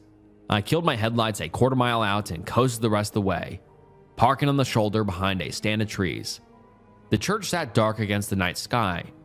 No cars in the parking lot, no lights in the windows. I watched for 5 minutes. Nothing moved. I circled around the building. The back had a small window, the kind that tilted out for ventilation. It was latched, but the latch looked old. I found a rock in the gravel and used it to tap at the frame until the wood splintered enough for me to work the latch free. The window swung open. I pulled myself up and through, landing hard on the floor inside. I was in a storage room. Shelves lined the walls, stacked with hymnals and boxes of candles. A door on the far side led into the main sanctuary. I pulled out my phone and turned on the flashlight. The sanctuary looked different at night. The cross on the wall behind the pulpit seemed larger somehow. I walked down the center aisle. The door behind the pulpit, that's where the man in the mask had come from. I walked up the steps to the platform and tried the handle. Unlocked. Behind it, a dim hallway. My phone's flashlight seemed muted, as though the darkness was pressing back against it. I could see another door at the far end, but nothing else. The hallway smelled like damp earth. The door at the end was unlocked as well, and opened to a stairwell. Concrete steps leading down into the darkness. The smell was stronger there. I covered my nose with my sleeve and started down. The stairs went deeper than they should have. One flight, then another, then another. The temperature dropped. The walls changed from concrete to rough stone. Water seeped through the cracks, making everything slick. At the bottom, a tunnel, carved through the rock, shored up in places with old timber beams, looking like an old-time gold mine. Electric lights hung from the ceiling every 20 feet or so, bare bulbs that cast weak yellow lights. Someone had been down here recently. The lights were on. The tunnel opened into a chamber. It was large, maybe the size of a gymnasium. The ceiling was high and disappeared into shadow. The floor sloped gently down toward the center, where the room opened into a vast pit. Around the pit, symbols had been carved into the stone, geometric patterns I couldn't quite understand. My eyes kept sliding off them. And at the edge of the pit, there were people. I quickly ducked behind a support timber. I counted maybe a dozen figures in white robes, standing in a circle at the edge. They were chanting, the same inhuman noise I'd heard during the service. It resonated through the chamber, through my bones. In the center of the circle stood the man in the white suit and the pale mask. Kneeling in front of him, hands bound, was a young woman in white shorts and a t-shirt. She was blindfolded. She was crying, trying to pull away from the hands holding her, but the people in robes didn't let go. The man in the mask raised his arms. The chanting grew louder. Something in the pit answered, rising slowly. A pale shape in the darkness, glistening, wet. My eyes tried to follow the edges of it, find where one part ended and another began, but the edges kept moving, reorganizing. A surface that might have been skin split open and folded back on itself. Something that looked like a milky and unfocused eye rolled to the surface before sinking back down into the mass. A cluster of what might have been tentacles emerging from a different section, flexing and curling before they were absorbed back into the hole. It was massive. What I could see peeking over the edge was just a fraction of it. The rest extended down into the pit, into depths I couldn't understand. Pain spiked behind my eyes. I pressed my palms against my temples. The pressure didn't help. My vision blurred at the edges. I blinked hard. The thing was still there, still rising. My teeth ached. My jaw was clenched so tight I thought something might crack. I tried to relax the muscles, but couldn't. A high-pitched ringing started in my ears. Under it, a sound like static, or wet things moving against each other. I started shaking. I felt like I was outside my body looking in. They pulled the blindfold off the woman. She saw the abomination and began screaming, snapping me back to awareness. The robed figures lifted her and carried her to the edge of the pit. She fought, but there were too many of them. They held her over the edge, suspended above the thing below, then they threw her down. The thing began to descend back into the pit, taking her with it. Her screams faded as it pulled her down into the darkness. Down until I couldn't hear her screams anymore. The robed figures lowered their heads. The man in the mask stepped back from the edge, and every head turned towards me. I must have made a sound. Or maybe they'd known I was there the whole time. The robed figures moved calmly and deliberately towards me. I staggered backward, away from the outcropping. My legs felt like they weren't working right. I tried to run, but my body wasn't responding. Static ran through my nerves. I made a few steps before my legs gave out. Hands grabbed me, pulled me upright. I didn't fight. What was the point? They dragged me back towards the pit. I thought they were going to throw me in, feed me to that thing waiting below, but they didn't. They pulled me past the pit, toward another tunnel I hadn't noticed, deeper into the earth. The man in the mask walked alongside. He didn't say anything, just watched as they carried me away. The last thing I remember before the darkness took me was a white rag, reeking faintly of something chemical, covering my mouth. Then nothing. Whatever they had used to drug me was wearing off, but my mind still felt thick. My awareness slowly floated up out of the pit of black velvet it had been stewing in. I was hanging by my arms from overhead. I looked up. Thick chains bound my wrists and dug into my skin. A gag filled my mouth that tasted faintly of rubber. I tried to swallow but couldn't. A single naked light bulb hung above me, casting deep shadows around the rest of the room.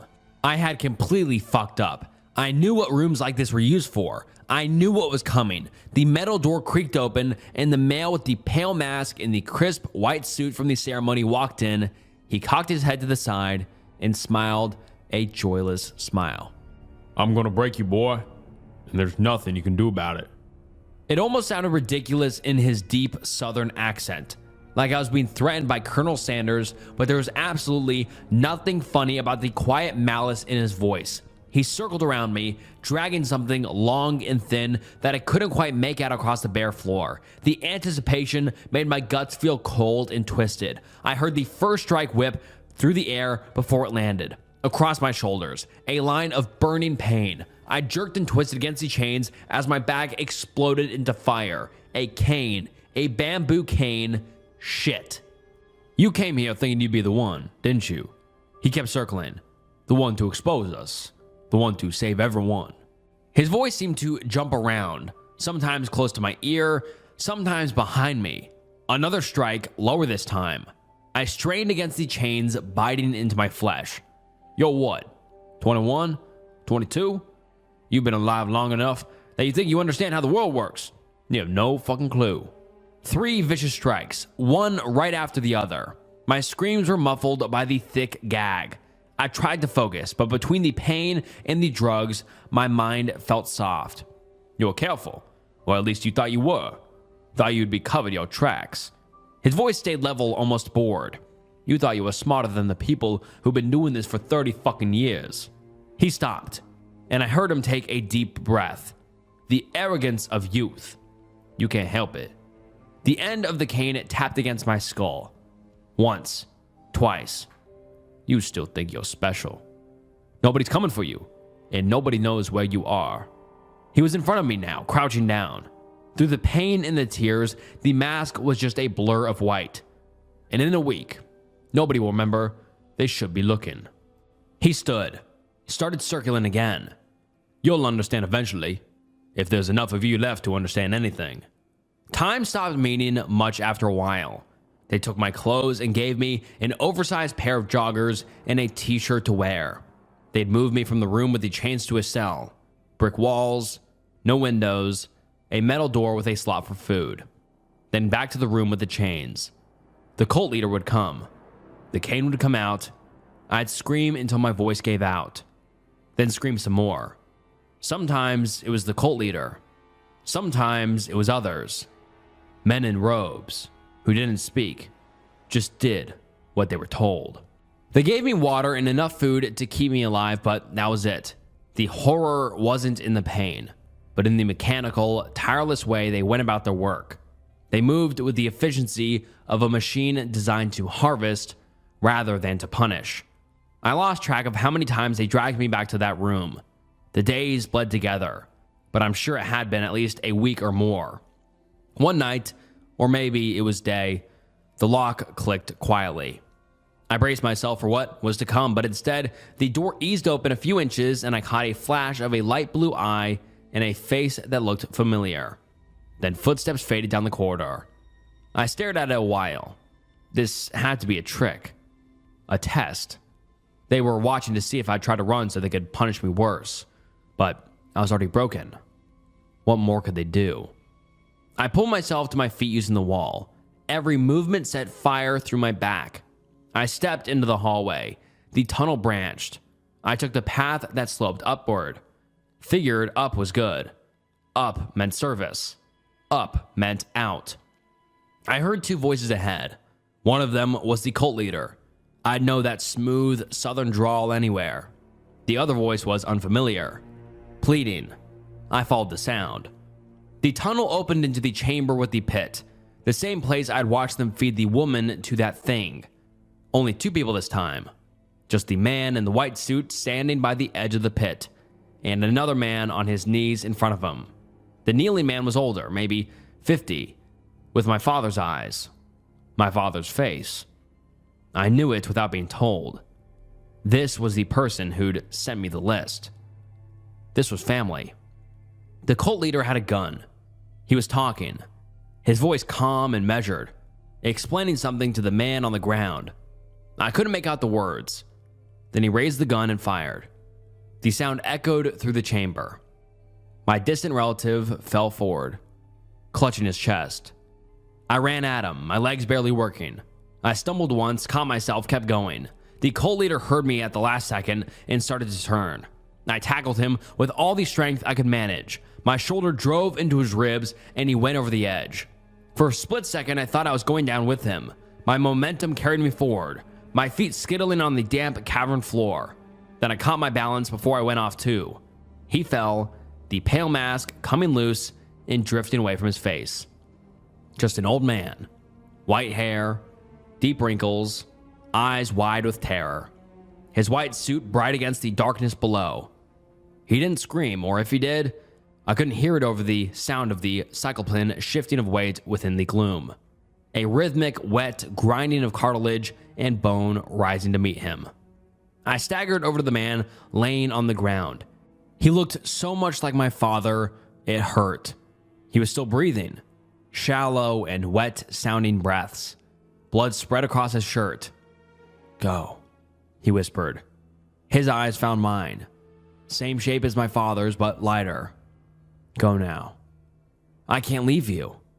You have to." He coughed. More blood at the corner of his mouth. "Tell people. Tell them what happens here."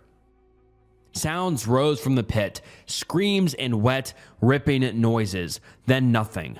He fumbled at his pocket, pulling out keys and pressed them into my palm. My car, blue Ford, parking lot, clothes, wallet, phone, everything you came here with is in the trunk. "Come with me." "Can't." His breathing was getting worse. I'm sorry about your father, about all of it. I should have done this years ago." "What's your name?" He smiled, blood staining his teeth. "Daniel."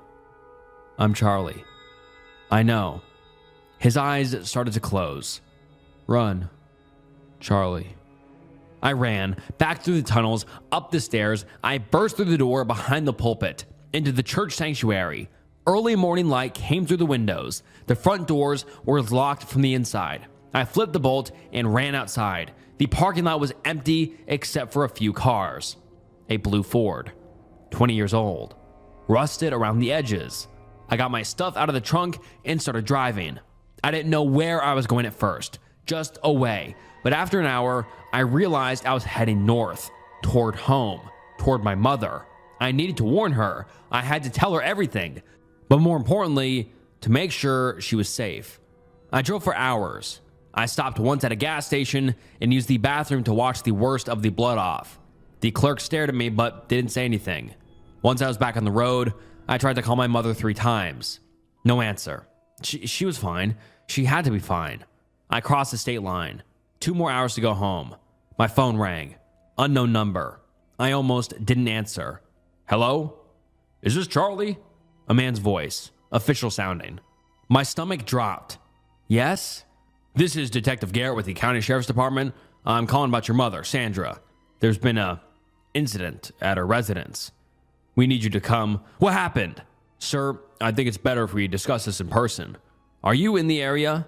What happened to my mother?" Silence on the other end. Then there was a fire. "I'm very sorry." The rest of the conversation was white noise. I don't remember what he said or what I said back. I remember pulling over to the side of the highway, sitting there with my hands on the wheel, staring at nothing. Then I was driving again. I pulled onto my mother's street just after 9. The house was dark. The roof was gone. The walls were blackened shells. Yellow crime scene tape stretched across the front yard. A single patrol car sat at the curb, but no fire trucks. No ambulances. They had already taken her away. I parked and got out. Walked toward the house like I was in a dream. The patrol officer got out of his car when he saw me approaching the tape. "Sir, this is an active investigation." "That's my house," I said. "My mother." "Hold on." He pulled out his phone, made a call. Spoke quietly for a minute, then hung up. "Detective Garrett is on his way. Should be about 20 minutes. You want to wait in your car?" I shook my head. The officer went back to his car, but kept watching me. I sat down on the curb across the street. The smell of burned wood hung in the air. Wet ash. Chemicals from whatever the firefighters had used. A neighbor's porch light came on. Mrs. Patterson from 2 doors down. She came out in her bathrobe, saw me, and started crying before she even made it across her yard. She sat next to me on the curb. Said she'd seen my mother just yesterday morning. They talked about the garden. Then last night, around 7, she'd smelled smoke. Called 911. By the time the trucks got there, the whole house was engulfed. Detective Garrett arrived 15 minutes later. Got out of an unmarked sedan, walked over to where I was sitting. Structure fire. Arson investigator. My mother's body. "I'm so sorry for your loss." I asked when it happened. He checked his notes. Yesterday evening. They had already won. Before I even pushed their leader into the pit, they'd already taken what mattered. I sat there and stared at the ruins of the house where I'd grown up. Nothing was left. The detective asked if I knew of anyone who would want to hurt my mother. Any threats, any unusual contact in recent weeks. What could I say? That a cult in the middle of nowhere fed people to a monster underground, and they killed my mother to tie up loose ends? He'd think I was crazy, or in shock, or both. So I said no. Said I couldn't think of anyone. Said my mother was a good person who didn't have enemies. He gave me his card, told me to call if I remembered anything, and said they'd be in touch. I sat on the curb until the police left too, until it was just me in the burned house. My father had run from that church to protect his family. He'd spent 30 years keeping his distance, never looking back, never mentioning it. I'd undone all of it in a few weeks because I found a letter and thought I deserved answers. And my mother had paid the price.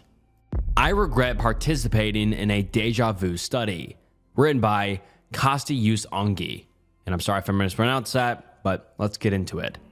I don't really want to get into why, but I lost my job and needed some quick cash. I've done various research studies and medical trials for cash before, so I thought it would be an easy way to get something to help hold me off until I could find another gig. I came across an ad for a medical study that paid surprisingly well, so I signed up without thinking too much of it. The building was huge, and I got turned around. The long, identical, white hallways all meshed together as one in my head as I tried to find room 312. I arrived late, but the staff was kind and understanding. I was told that this study was on deja vu, and that full participation in this study required the insertion of a microchip into the brain.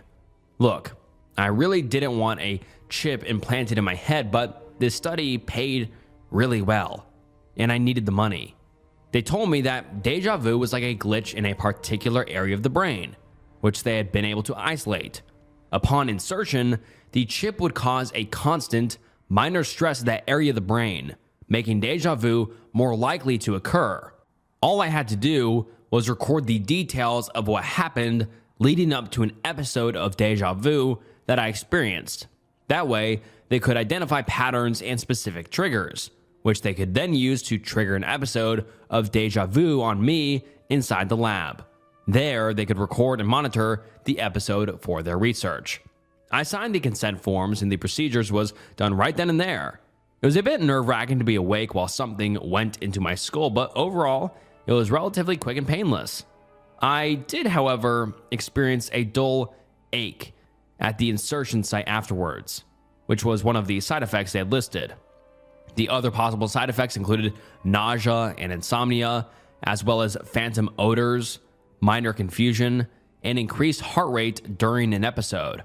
So I expected to have some side effects. I expected to have some minor confusion, but what I have experienced since then has gone so far beyond that I no longer know what to do. I'll start with my first episode, which was so tame in comparison to the others, but at the time, really unsettled me. It was about a week after the insertion. I made my morning coffee the same way I do every single morning. I started up a pot of coffee, took the cream out of the fridge, and grabbed a mug, all while the coffee was brewing. The coffee finished brewing, so I picked up the pot and began to pour the coffee into my cup. That's when I felt it. It came on like a rush, as if I'd ridden a wave backwards in time and was reliving a recording of the moment that had passed only seconds ago. I know I pour my coffee the same exact way every morning, but this was different. I hadn't just poured my coffee like this before. I had lived this very moment. The rush wore off, and I was left in a kind of daze. Unlike any time I'd experienced deja vu in the past, my vision was fuzzy, and I was on autopilot as I poured the last bit of coffee into my mug. I picked up the mug, and I took a sip. It wasn't coffee. The unfamiliar taste caused me to snap out of my daze. The mug was filled with pure cream. Puzzled, I stared at it for some time as I tried to figure out what on earth had just happened. I know I wasn't paying full attention, but I so vividly remember picking up the pot of coffee and pouring it into my mug. But when I looked back, the coffee pot was full and untouched. The cap to the cream sat on the counter, and the container of cream was half empty. They said minor confusion was a side effect that went along with an episode of Deja Vu, but I started to pour my coffee before the deja vu set in, so it just didn't make sense. It was so unsettling, but I eventually accepted it. Attempted to transfer the cream from my mug back into the container and poured an actual cup of coffee. I convinced myself that it wasn't that big of a deal, which is something I now regret. The second time I felt deja vu was 3 days later. I was in the bathroom brushing my teeth, nothing out of the ordinary. It was just as is when I would brush my teeth before bed. I didn't really think too much of it when I was doing. My mind was wandering here and there in a few different directions, never fully focused on the actual act of brushing my teeth, but I was still conscious and aware. Of course, I've brushed my teeth in this same spot before, but when the rush of deja vu hit me, I was certain that I had rewound time and was now reliving this exact experience of brushing my teeth. The way I looked up at myself in the mirror, the exact movements of the bristles sweeping across my teeth, side to side, up and down, the rush faded as I continued to brush. But my mouth tasted absolutely foul, bitter. It burned. It burned so badly and I couldn't breathe. I stood over my kitchen sink, my heart beating violently as I desperately gasped for air, simultaneously spitting out a gritty white foamy substance out of my mouth. I spat and spat, but it was still there. I released the death grip I hadn't even realized I had on my own toothbrush and frantically reached for the faucet. I yanked the water on and shoved my head underneath, the water splashing both inside my mouth and all over my face. A powdery substance remained stuck to the insides of my molars, and I swished the water around aggressively in my mouth in an attempt to get rid of it fully. After several minutes of rinsing and swishing, I turned off the faucet and paused. Everything was quiet, aside from the occasional ping of the water dripping off of my face and into the metal sink. My mouth burned, and the foul taste lingered. But I was okay. My panic was subsiding, and I knew I was okay. The toothbrush I had previously had a death grip on was sitting next to the kitchen sink. It wasn't the toothbrush I'd used to brush my teeth with regularly, but I recognized it. It was the toothbrush I kept underneath my sink to clean with. And for that, I used Comet, the powdered cleaner. This was more than just the unsettling feeling I experienced after the coffee and cream incident. This was chilling. My mouth was still burning, and I couldn't imagine what would have happened if I had swallowed accidentally. I threw up not too long after that, and that night, I hardly slept at all. I planned to call the research clinic as soon as they opened the following morning and have them remove the chip. But of course, the following morning when I called, the clinic was closed. Being unemployed can make you forget what day of the week it is. And that day, I found out, was Saturday. I didn't want to stay home, but I was too scared to leave. On that day, I watched TV. I didn't eat or even brush my teeth. On that day, I did not experience deja vu. The following day, I couldn't bear to stay home. I was so afraid that I'd be alone and something terrible would happen. These mundane tasks, I didn't want to do them. I didn't want to leave, but I forced myself to. I packed my things and went to the gym. I thought that maybe it would be harder to do something stupid while surrounded by so many people. My stomach growled on the drive there, but my mouth still burned. Parts, especially near my back molars, were completely raw. I packed my toothbrush just in case, but I was too scared to brush my teeth again. I probably looked awful, but I didn't care. I hid inside of my baggy hoodie and baseball cap. Despite being hungry and in pain, the workout actually boosted my spirits quite a bit. I felt much safer being around people. And despite feeling terrified that the deja vu would hit me again, for some reason, I felt that I would rather it hit here. I worked my arms until they refused to move anymore, and then I went to the Stairmaster. I don't know how long I had been climbing the Stairmaster for before the rush hit me, but somehow It hit even stronger than it had the previous times. I felt with all my power that I had stepped on this machine in this exact way, precisely at this exact same time. I had rewound my own timeline and was watching it play out. My vision blurred completely, but I continued to climb. I climbed up and up and up.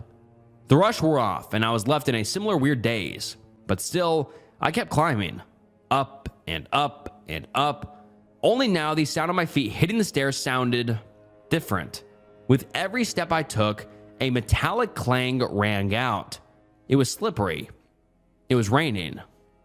I slipped and lost my balance. I was jolted out of my daze and instinctively grabbed at the metal post which connected the platform I was on to the handrail. My hands gripped the wet, slippery metal post with what little strength I had left, while my legs dangled in the air about 100 feet up. I was hanging off the side of a fire escape, in the rain, trying desperately not to fall to my death. My fingers turned white as they gripped around the post, but they were sliding off. I was going to fall.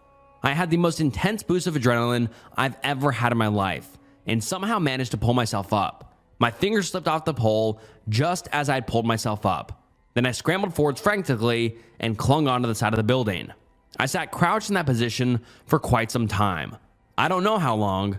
I never calmed down, but I eventually gained enough courage to begin the climb down. This building looked old and possibly abandoned, and I had no idea how I had gotten there.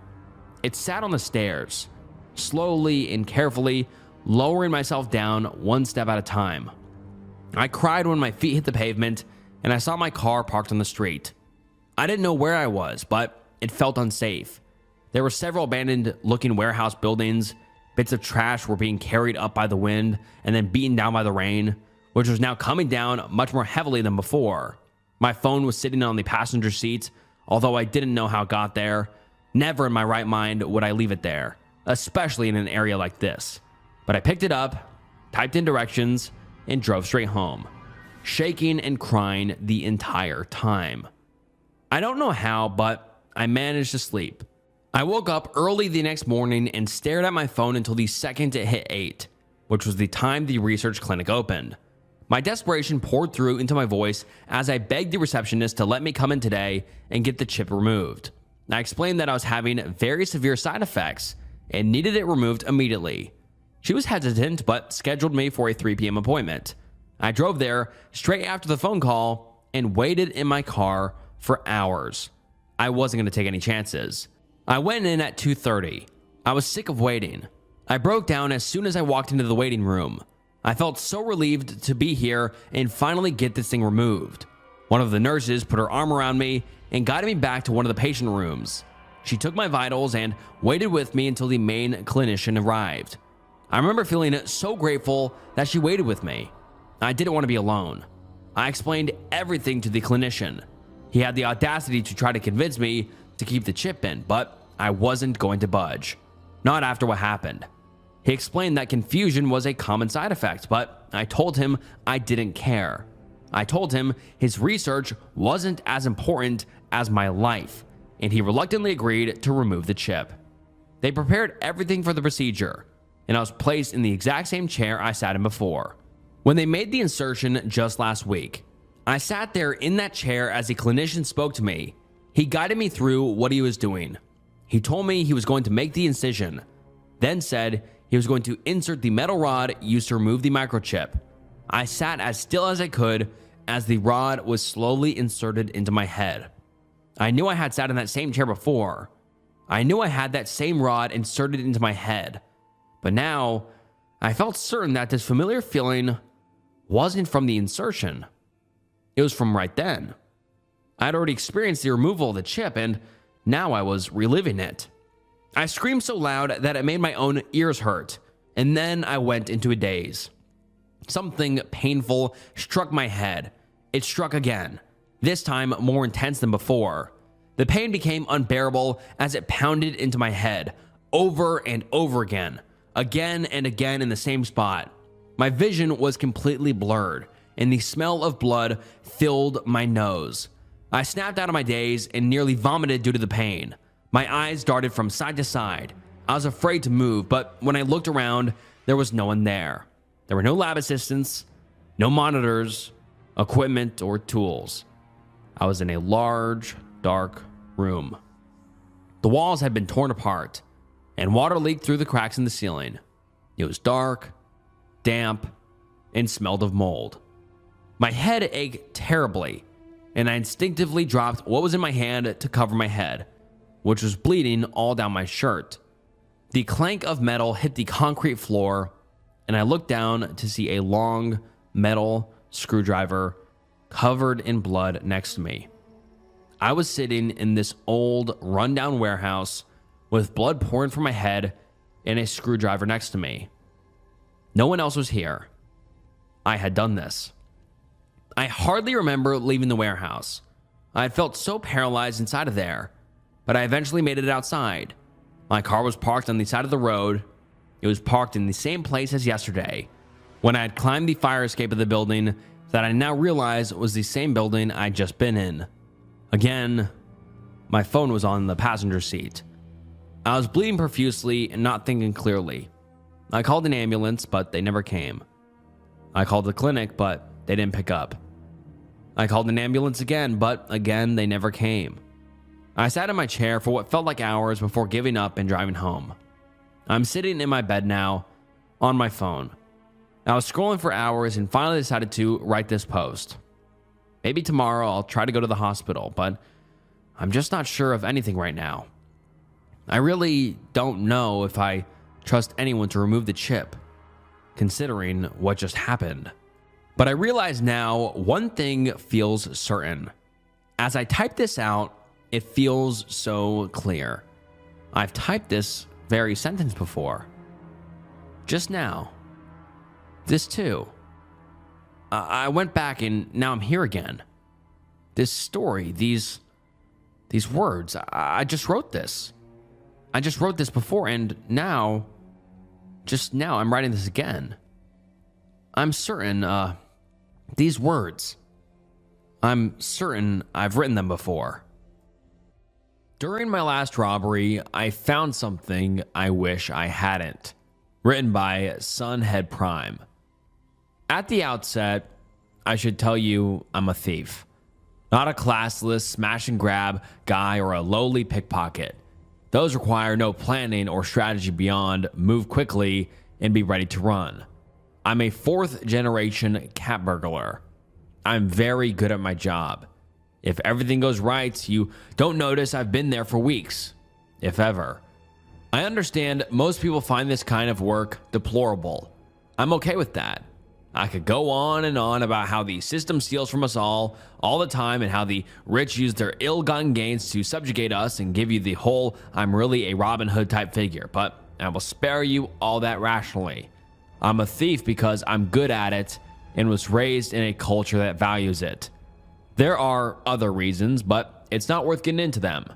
To be a cat burglar isn't just about breaking into a house and cleaning out a safe. That's part of the job, sure, but like an iceberg, most of it remains hidden from view. My father used to tell me, being a thief is being prepared to be bored out of your mind. He wasn't wrong about that anyway. Wrong about a lot of other things, but I digress. Once I narrow in on the address, I have to sit. That sounds easy, but it's not. It's boring. Clean the garage boring. Waiting in the line at the DMV boring, but it has to be done. Veg before ice cream, boy. Veg before ice cream. Dad again. He told me this while housing a sleeve of Fig Newtons before dinner. Much to my chagrin, he was right. Again. Outside of watching a house for hours on end, there are so many dozens of other things to keep track of. Has anybody seen you while you're casing the place? What hours do the servants work? What's the best way onto the property? How do I get in and out of the house with little chance of being caught? Each question needs to be answered beforehand. Finally, the big question. What's the security situation?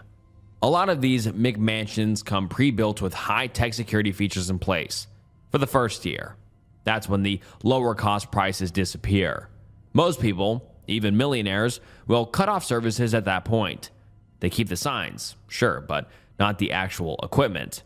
That's gone like disco, and ain't never coming back. Why? There are two major reasons. First, the rich live in a bubble and don't believe anyone can get to them. Money enables hubris. Second, rich people are the cheapest people in the world. Why pay for the real thing when a cheap lookalike will do?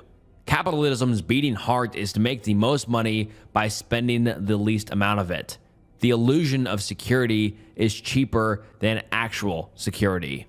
The night of the robbery, I felt good. Prepared, I'd watched, noted everyone's daily schedule, marked my entrance and exits, knew where the primary bedroom was located. I even wore my lucky shirt. I waited until I saw the Uber leave and then started my half-hour timer. It's been my experience that the help empties out not long after the boss leaves. Cat's away and all that. As if on cue, the servants bolted as soon as the Uber was out of sight. I still waited the 30 minutes. Like a shitty magic spell, stragglers can transform into witnesses. Seeing none, I made my way onto the property. The most tense moment of any heist is when you're about to break in. Even in all black, even in the dark, there's still a chance someone could see you. A nosy neighbor, a dog walker, a panhandler, anyone.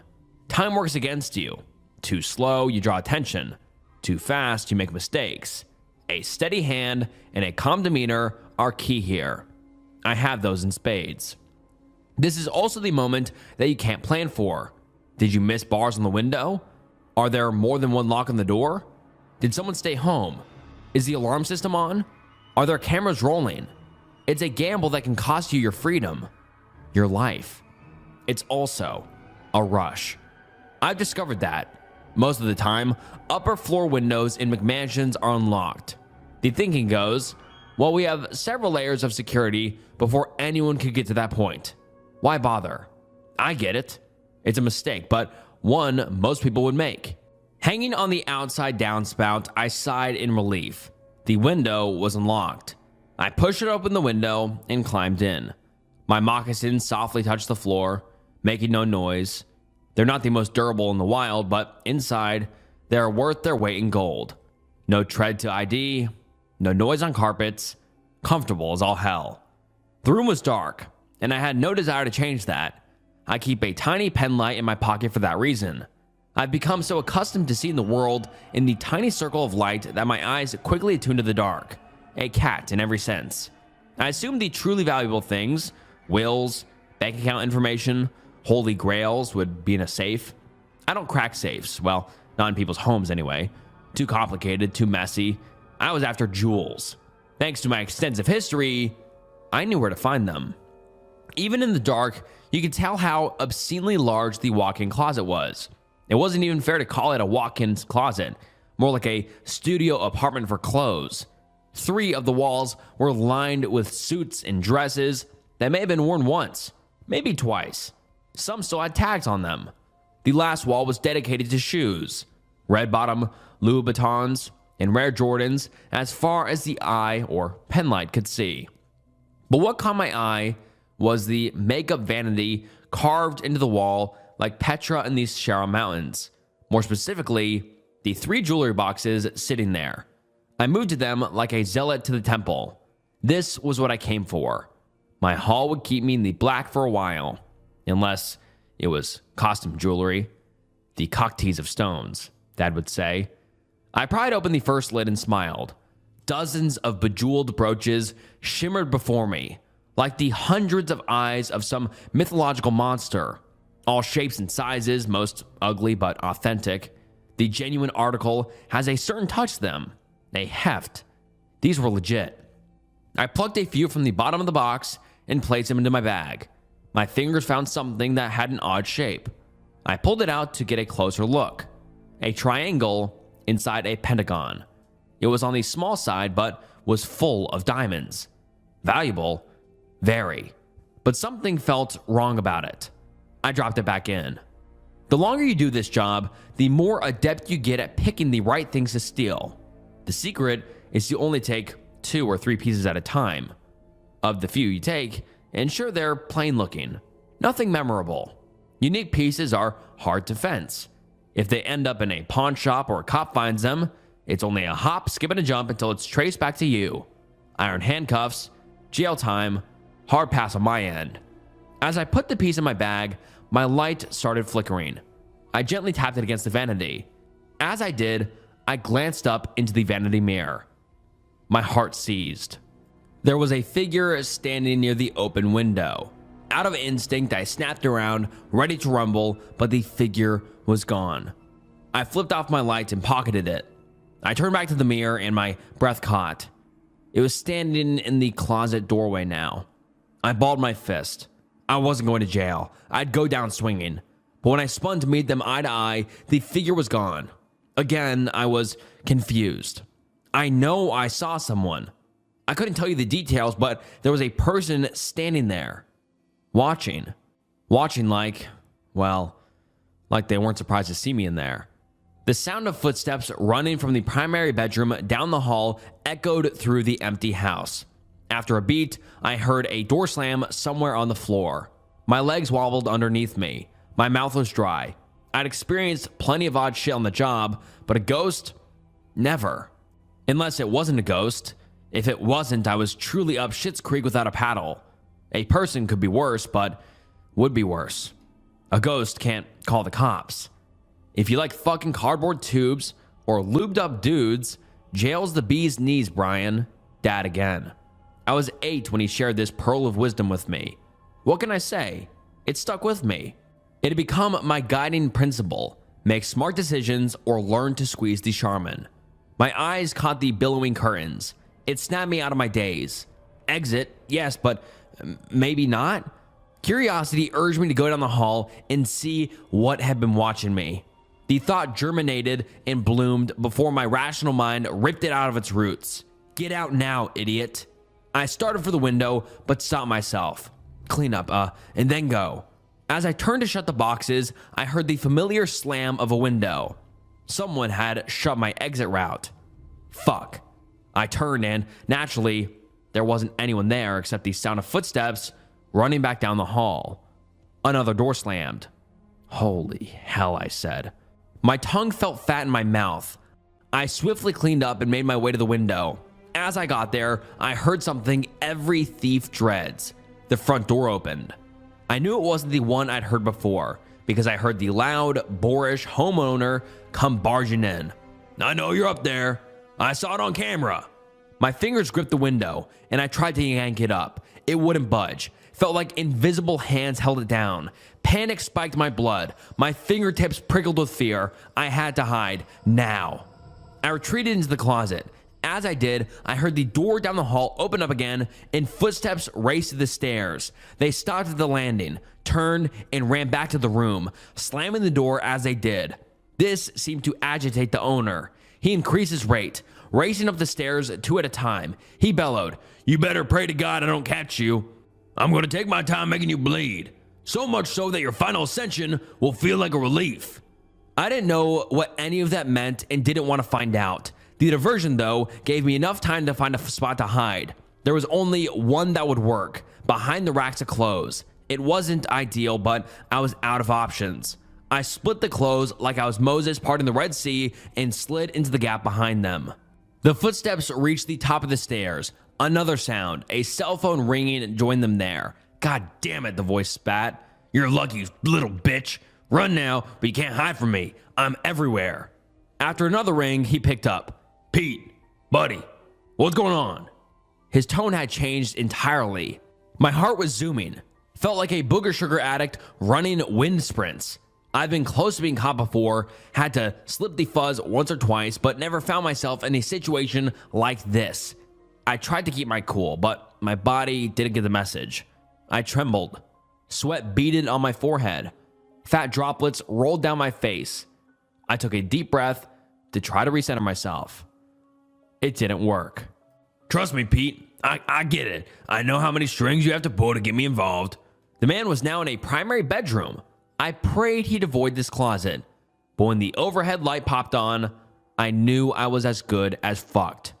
He was coming in here. I leaned back against the wall, as if it would eventually absorb me. I kept my hands balled into fist in case I had to come out swinging. Loath as I was about to admit it, I was trapped. a thief's worst nightmare. No way out without announcing myself. Worse, I had a limited line of sight. Even if there were a chance to leave, I'd have a hard time seeing it. A man dressed in an expensive tuxedo speed walked into the closet. He was older, perhaps in his mid-50s, but didn't look it. Not at first blush. Good skin, finely trimmed mustache, and a head full of slicked back black hair.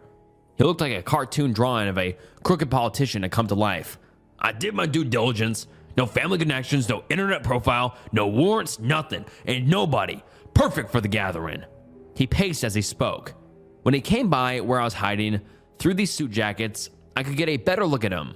Upon closer inspection, the man's actual age shone through. His face bore telltale signs of plastic surgery.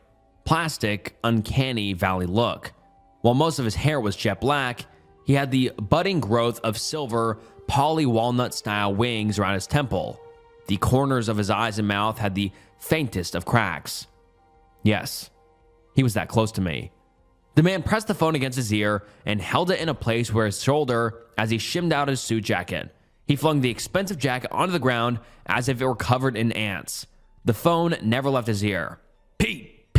Peter, seriously, I know. I get the scope, okay? Yes, I know. It's why I double back. I'm changing.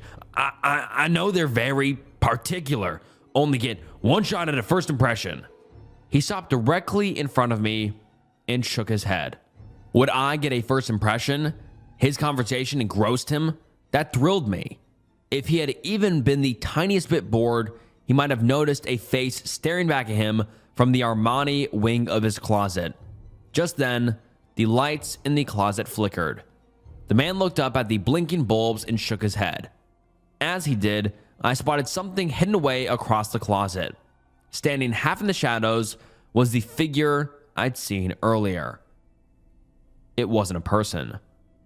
I wanted to scream. I wanted to turn and run away as fast as my jello legs would take me, but I couldn't do anything but shut my eyes and wish it away, so that's what I did. Christ, the man said. No, not you. The fucking closet light is on the fritz again. I know I should have hired your guy, but Mary was so big on the asshole who built this out. What could I do? Happy wife, happy life, right? Pete said something, and the man guffawed. Should I say happy second wife, happy life? Nothing would have pleased that first bitch. As the two men laughed, I felt a presence appear next to me behind the clothes. A feeling in the animal part of my brain. A predator was near. Flee. Run for the safety of the bush, little rabbit. But I couldn't. Not even when I felt the hot breath on my neck. This got me to wrench open my eyes. I turned and expected to find some biblical ghoul waiting to devour my soul. Instead, the man's hand reached for a suit jacket beside me, a $300,000 watch on his wrist, the salt and pepper arm hair escaping his starched white shirt. Money to burn. What I didn't see or feel was the ghoul. It was gone. The light flickering also stopped. The creature's absence took away some of the tension, but didn't set my mind at ease. I was still trapped. If this guy stumbled or moved his hand 3 inches, he'd hit me square in the face. I held my breath, afraid my faint breathing might alert him. He yanked the jacket off the hanger. The hanger swung back and hit me square in the right eye. I slammed my lid closed and squeezed hard, praying that would take away the pain, but knowing it wouldn't. I wanted to rub it. I wanted to scream. I wanted to jump up and down in pain. But all I could do was trap the pain in my body and wait for him to leave. The light above started to strobe again. That, coupled with my wounded eye, made it damn near impossible to see anything clearly. But my ears worked just fine. Over the man's tasteless jabbering, I heard floorboards outside the closet creak. Pete, let me tell you, I'm so excited to join up with the organization. I think you guys are going to love the tasty little... The light shut off. So did the man's mouth. I used the darkness to scratch at my eye like a 1980s DJ. I blinked once, twice, 3 times. It stayed open. It hurt like hell, but I could see again. Or I would be able to, if the light hadn't just shut off. Jesus Christ, I hate this goddamn closet. No, just let you go. I gotta check something out before I leave again. I know, I won't be late. He hung up his phone, but fuzzled with it, trying to turn on the flashlight. The screen's weak light lit up the edges of his face. He looked otherworldly. A hideous goon god had not intended to replicate. His fumbling fingers finally found the flashlight. As soon as he flipped it on, his phone died. God damn it, Chinese crap. How does this bullshit cost $1,000? The only light now poured in from the open closet door, right near where I'd heard the creaking. My cat burglar trained eyes had adjusted to the low light. I strained my neck, trying to get a peek at the door, but the man's body had come between me and the exit. Mumbling to himself, he strode toward it. Before he could leave, though, something quickly ran into the bedroom and slammed the closet door shut. I heard the turn of a lock before the sprinting of feet as they ran down the hallway. The man screamed and slammed into the door. The walls rattled, but the door held firm. He shouldered it again as hard as he could. It was a dumb mistake. He crumpled to the floor, moaning in pain and grabbing at his shoulder. Fucking hell, he said, rubbing his wound. He kicked the bottom of the door twice, not in any attempt to open it, but out of frustration. I'm gonna beat someone's ass. He kicked the bottom of the door a third time for good measure. He pushed himself back up, muttering curses under his breath, and made his way to the vanity. He felt along the side of the counter until he found a latch and pulled it. With a click, the vanity revealed itself to be a door into a hidden room. An eerie white light emanated from the room, and I realized it was the glow of dozens of TV screens. A panic room. I couldn't move to get a closer look, but it was clear he was searching for screens for something, or more likely, someone. He walked deeper into the panic room, and I took that moment to shuffle, ever so quietly, a little closer to where he was. I fucking knew it, the man yelled. The hate and menace in his voice made me wince. Seconds later, he came storming out of the panic room with something in his hands. I couldn't make it out at first, but when he swung it against the door, I realized it was an engineer's hammer. Whump, whump, whump, ka-ching. The handle snapped off after several swings. Light from the outside room poured through the hole. The man pressed his face against the opening and scanned the primary bedroom. He put his mouth to it and yelled, I know you're out. When I find you, you're gonna wish you were dead. For dramatic flourish, he booted the closet door. It violently swung open, slamming into the doorstop and vibrating like a tuning fork. He walked through, clutching the hammer hard in his hand. He had murder on his mind. I was just glad he wasn't coming after me. The now familiar sound of footsteps running down the hall prompted the man to sprint after them. I heard a door slam across the house. The rhythmic pounding of the hammer on the door handle soon followed, creating the worst sounding drum and bass track of all time. Last man at the bar fucks the ugliest broad. Dad from my memories, confirming what my gut already knew. It was time to split. I pushed through the clothes and crept toward the closet door. I had a clean path to the window. The man was preoccupied with his hammer. I didn't want to imagine where the ghoul was. I was 15 feet from freedom. So why couldn't I convince myself to leave? I knew I should. Self-preservance screamed at me to fling open the window, shimmy, shimmy, shake down the drain pipe, and sprint to my car. I felt my dad pushing me from behind the grave. Move, you idiot. The fuzz will be here soon. But something was holding me back. If this guy killed someone, and I didn't stop it, I'd never forgive myself. I'd have that person's blood on my hands. I couldn't carry that weight. I'm a crook, not a bastard. Sighing, I changed course and headed for the panic room door. I needed to see what was happening. I also needed to find out where the cameras were located in the house, so I wouldn't inadvertently show up on one. It might also show me another pathway to escape if the need arose. My mouth hit the floor as I walked into the panic room. A bank of monitors displayed nearly every inch of the house inside and out. I had spotted the outside cameras while I cased the place and found a dead zone between them. That was not true inside. There was a camera pointed directly at the window I had climbed through. There was one looking at me right now.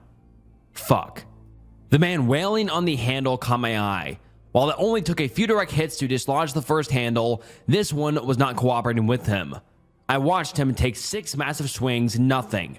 It held firm. Top quality handle. Adamantium-esque. I looked around for anything else I could use for a weapon and came up empty. Maybe there would be something I could use in the bedroom. With the man focused on trying to break down the door, I eased my way out of the closet and into the room. The place was spotless. Nothing dangerous in here but unearthed wealth and few scruples. There wasn't anything I could use to counteract a hammer swing. Damn it, I muttered. Who are you? Came a voice from under the bed. I screamed in fright, but a quick slap of my hand over my mouth stopped it from escaping into the wider world. I glanced down at the floor under the bed. Were all my worst childhood fears coming true at the same time? Despite every horror story advising me not to, I got down on the floor and looked under the bed. A scared woman in her early 20s was staring back at me. Her eyes were wide, and I could see her trembling. She was filthy, but I'm not sure if she entered the house that way. A sour stench surrounded her, and I realized she'd been here for a while. She had broken and bloody fingernails, as if she'd been trying to pry open a stuck door. On the back of her hand, I saw raised pink hillocks of fleshly branded skin, a shape that I instantly recognized, a triangle inside a pentagon. Who are you? She asked again. Her voice was a vapor. Might as well be honest. A thief, I said. Who the hell are you? He kidnapped me. He's been holding me for 3 weeks, the woman said, her voice breaking. He was gonna Her voice caught again. He's a monster. Suddenly, the phone conversations the man had with Pete made more sense. It chilled me. Whatever he had planned for this woman would not be pleasant. What's your name? Yanez, she said. Brian, I said. He's busy, Yanez. Let's get out of here. I can't. What? Why? Not yet. He's chasing shadows, I said, my voice transforming from a whisper to a yell. Now's the chance. I promised him I'd help him finish the job. You promised the monster? No, Inez said. At once, all the lights in the house flicker and shut off. With every electrical machine off, the house felt still. Abnormally quiet. I could feel my heartbeat. It vibrated through my whole body. Wait. No. This wasn't my heart. The entire house was vibrating. I promised the demon I conjured. Who the fuck is in my bedroom? The man yelled from down the hall. She's my prize, you hear? Tell Pete to find his own goddamn lamb. Get under here, Brian, Inez yelled. I wasn't going to argue. I dropped to the floor and army crawled under the bed. As soon as my legs were safely under, the entire house shuddered again, rolling like an earthquake. My stomach flipped, and I chewed back the vomit that had charged the gates. As fast as it came, it left, both my bile and the house. It was still again. The only noise I heard was the chain of the fan gently tapping against the dome light. Whatever you do, Inez whispered, don't look at it. I shut my eyes. A concussive explosion blew out the door down the hall. I heard the man cry out before I heard his body thumped against the wall. A sickening crack of bones snapping on impact echoed down the hall. What the fuck? 2 thunderous, house-rattling stomps followed. The man was whimpering in pain and fear and God knows what else. I heard him stand, but before he could flee, the air shattered with the sounds of dozens of different people's agonizing screams and a low, rumbling growl. Oh my God, the man yelled, the panic in his voice palpable. His brain's terror messages finally connected with his legs. The next thing we heard was the thumping of footsteps rushing towards us. Why not leave, I thought. The stairs to the exit were right there. Then it dawned on me.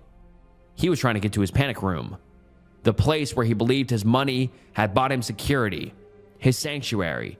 His safe place. What he didn't understand was that there would be no protection there. He wasn't going to find a shelter to shield him from the bomb. He was going to find his tomb. As soon as he crossed the threshold of his door, an invisible force shoved him in the back. Ragdoll-like, he flew through the air, crashing into the window.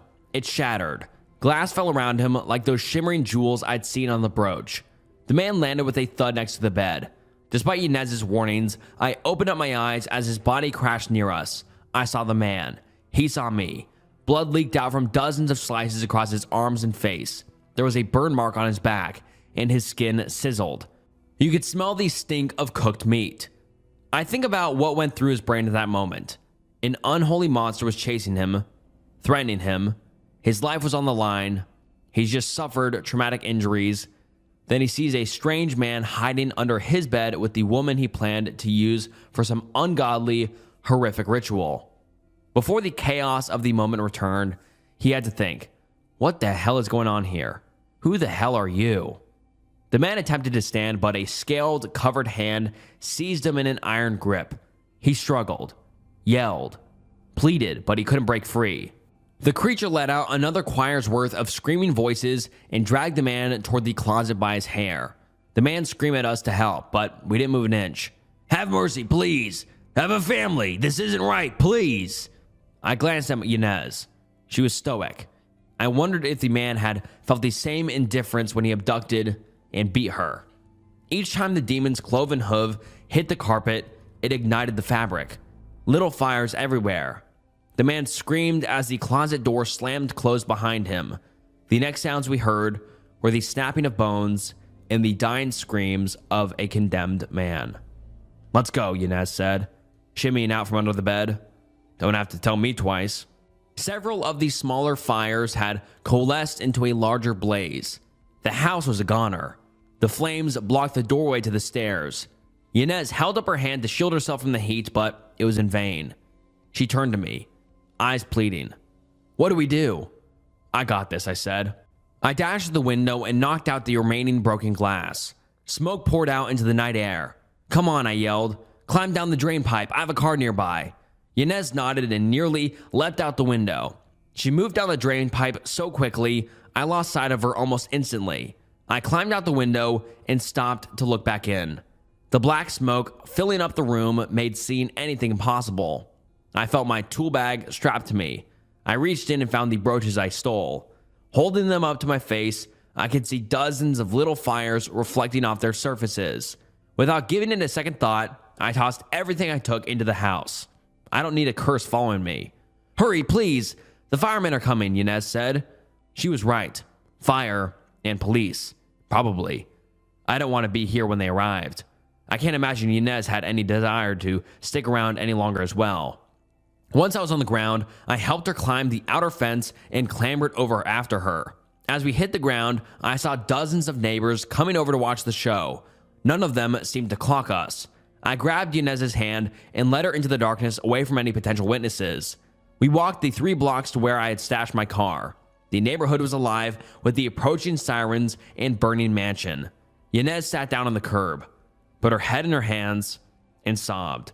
I wanted to comfort her, but wasn't sure if I should. Are you okay? I finally offered. No, she said. But when is life ever okay? I laughed. Got me there. She spat towards the mansion. I hope his soul rots in hell.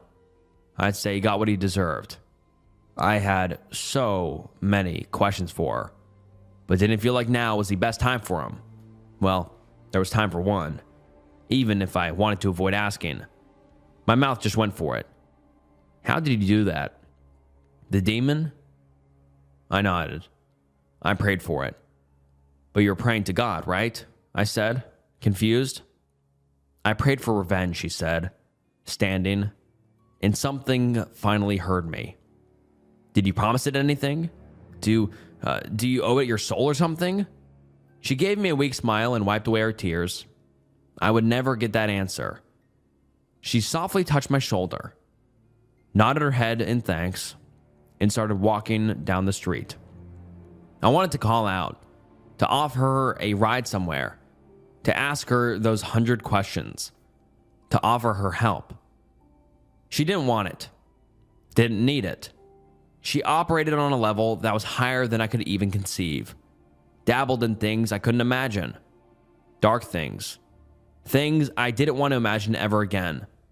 Despite my curiosity, I didn't follow her. She needed peace, solitude. A thought came to me in that moment. When you've got what you came to get, you leave. That was Dad again.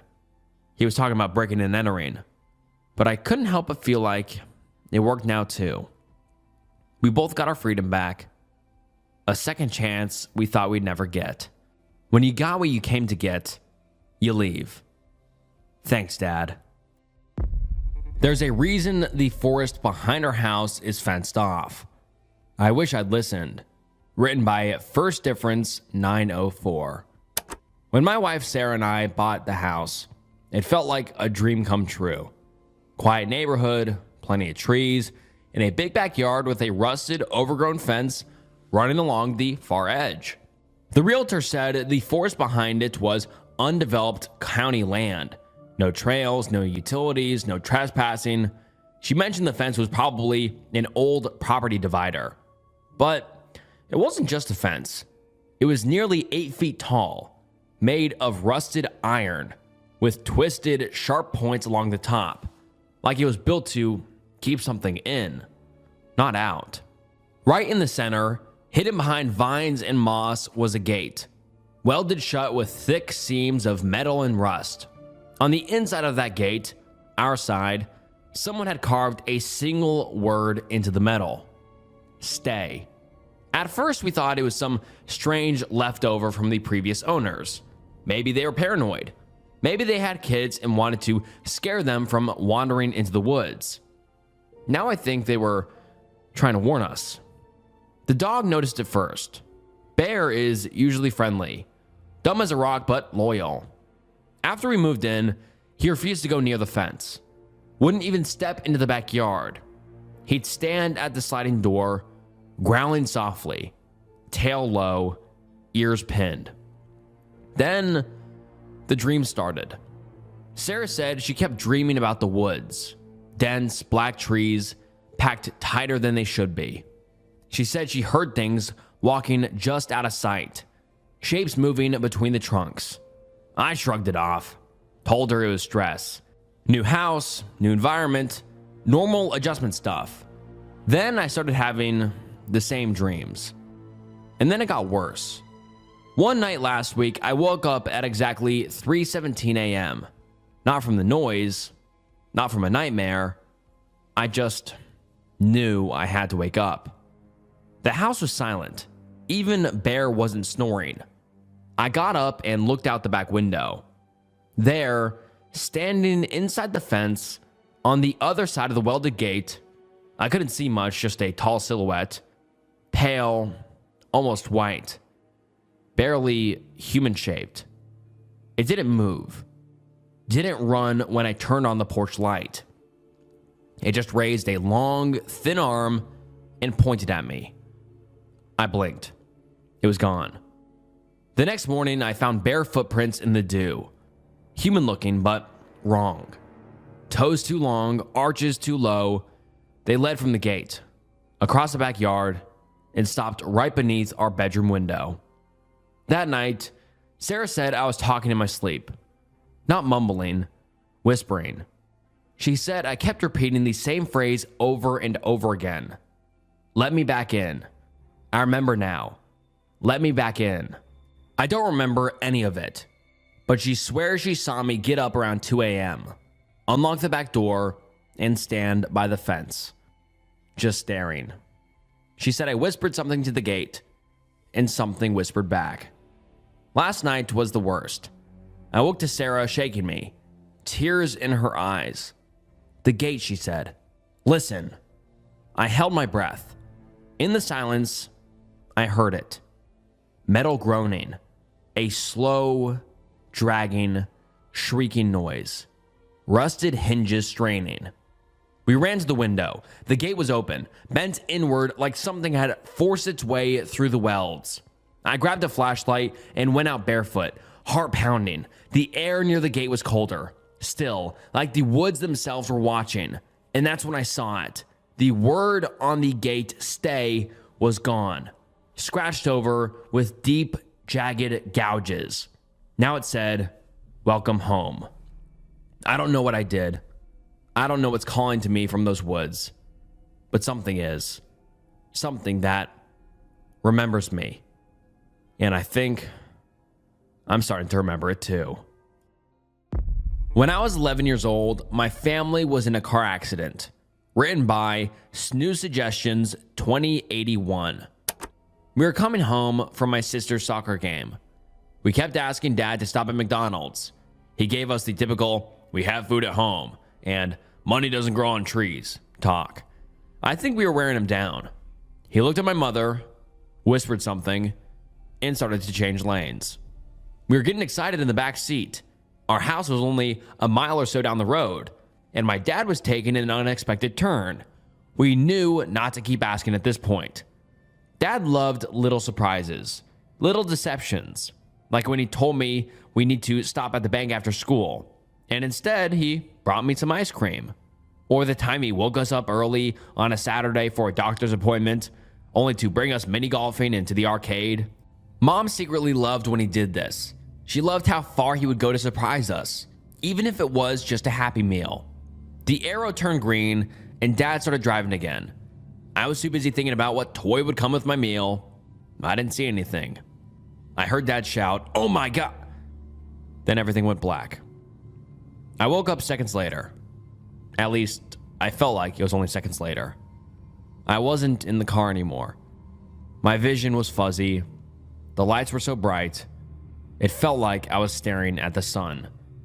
I just wanted to wipe the sleep from my eyes, but my body felt like it was 1,000 pounds. I started to feel panicked. I heard a voice say, "Hey buddy, it's okay, easy now." I looked in the direction of the voice. It was a lady. She was purple. My vision was slowly coming back to me. Things around me were starting to take shape. No, she's not purple. It's her shirt. In her pants, it's a nurse. Did Dad really bring us to the doctor's office instead of McDonald's? I know that can't be true, but nothing makes sense right now. I feel the panic inside of me growing. It's okay.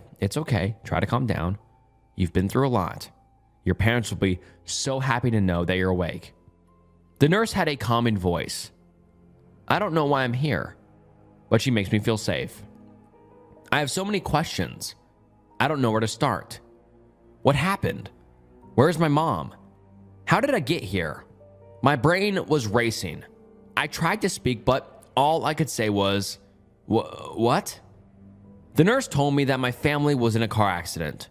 Someone sped through a red light while my dad was turning and crashed into us. She said that we must have had an angel looking out for us because everyone in our car survived, and she couldn't say the same for the other car. Apparently, I took the most damage. She says I've been in a coma for 5 days. At first, they didn't believe I was going to make it, but I started showing signs of improvement after the 3rd day. She sat with me another minute or so, then told me she was going to get my parents. They must have been worried sick. Mom was probably biting her nails to the bone. She always bites her nails when she gets stressed out. I'm sure Dad is blaming himself, even if it wasn't his fault. Jenny must be so scared. She's always been the nervous type. She still comes into my room every time there's a thunderstorm. I'd hate to see how she was when she thought her big brother was going to die. But the nice nurse lady did say that my family survived, and now I'm awake.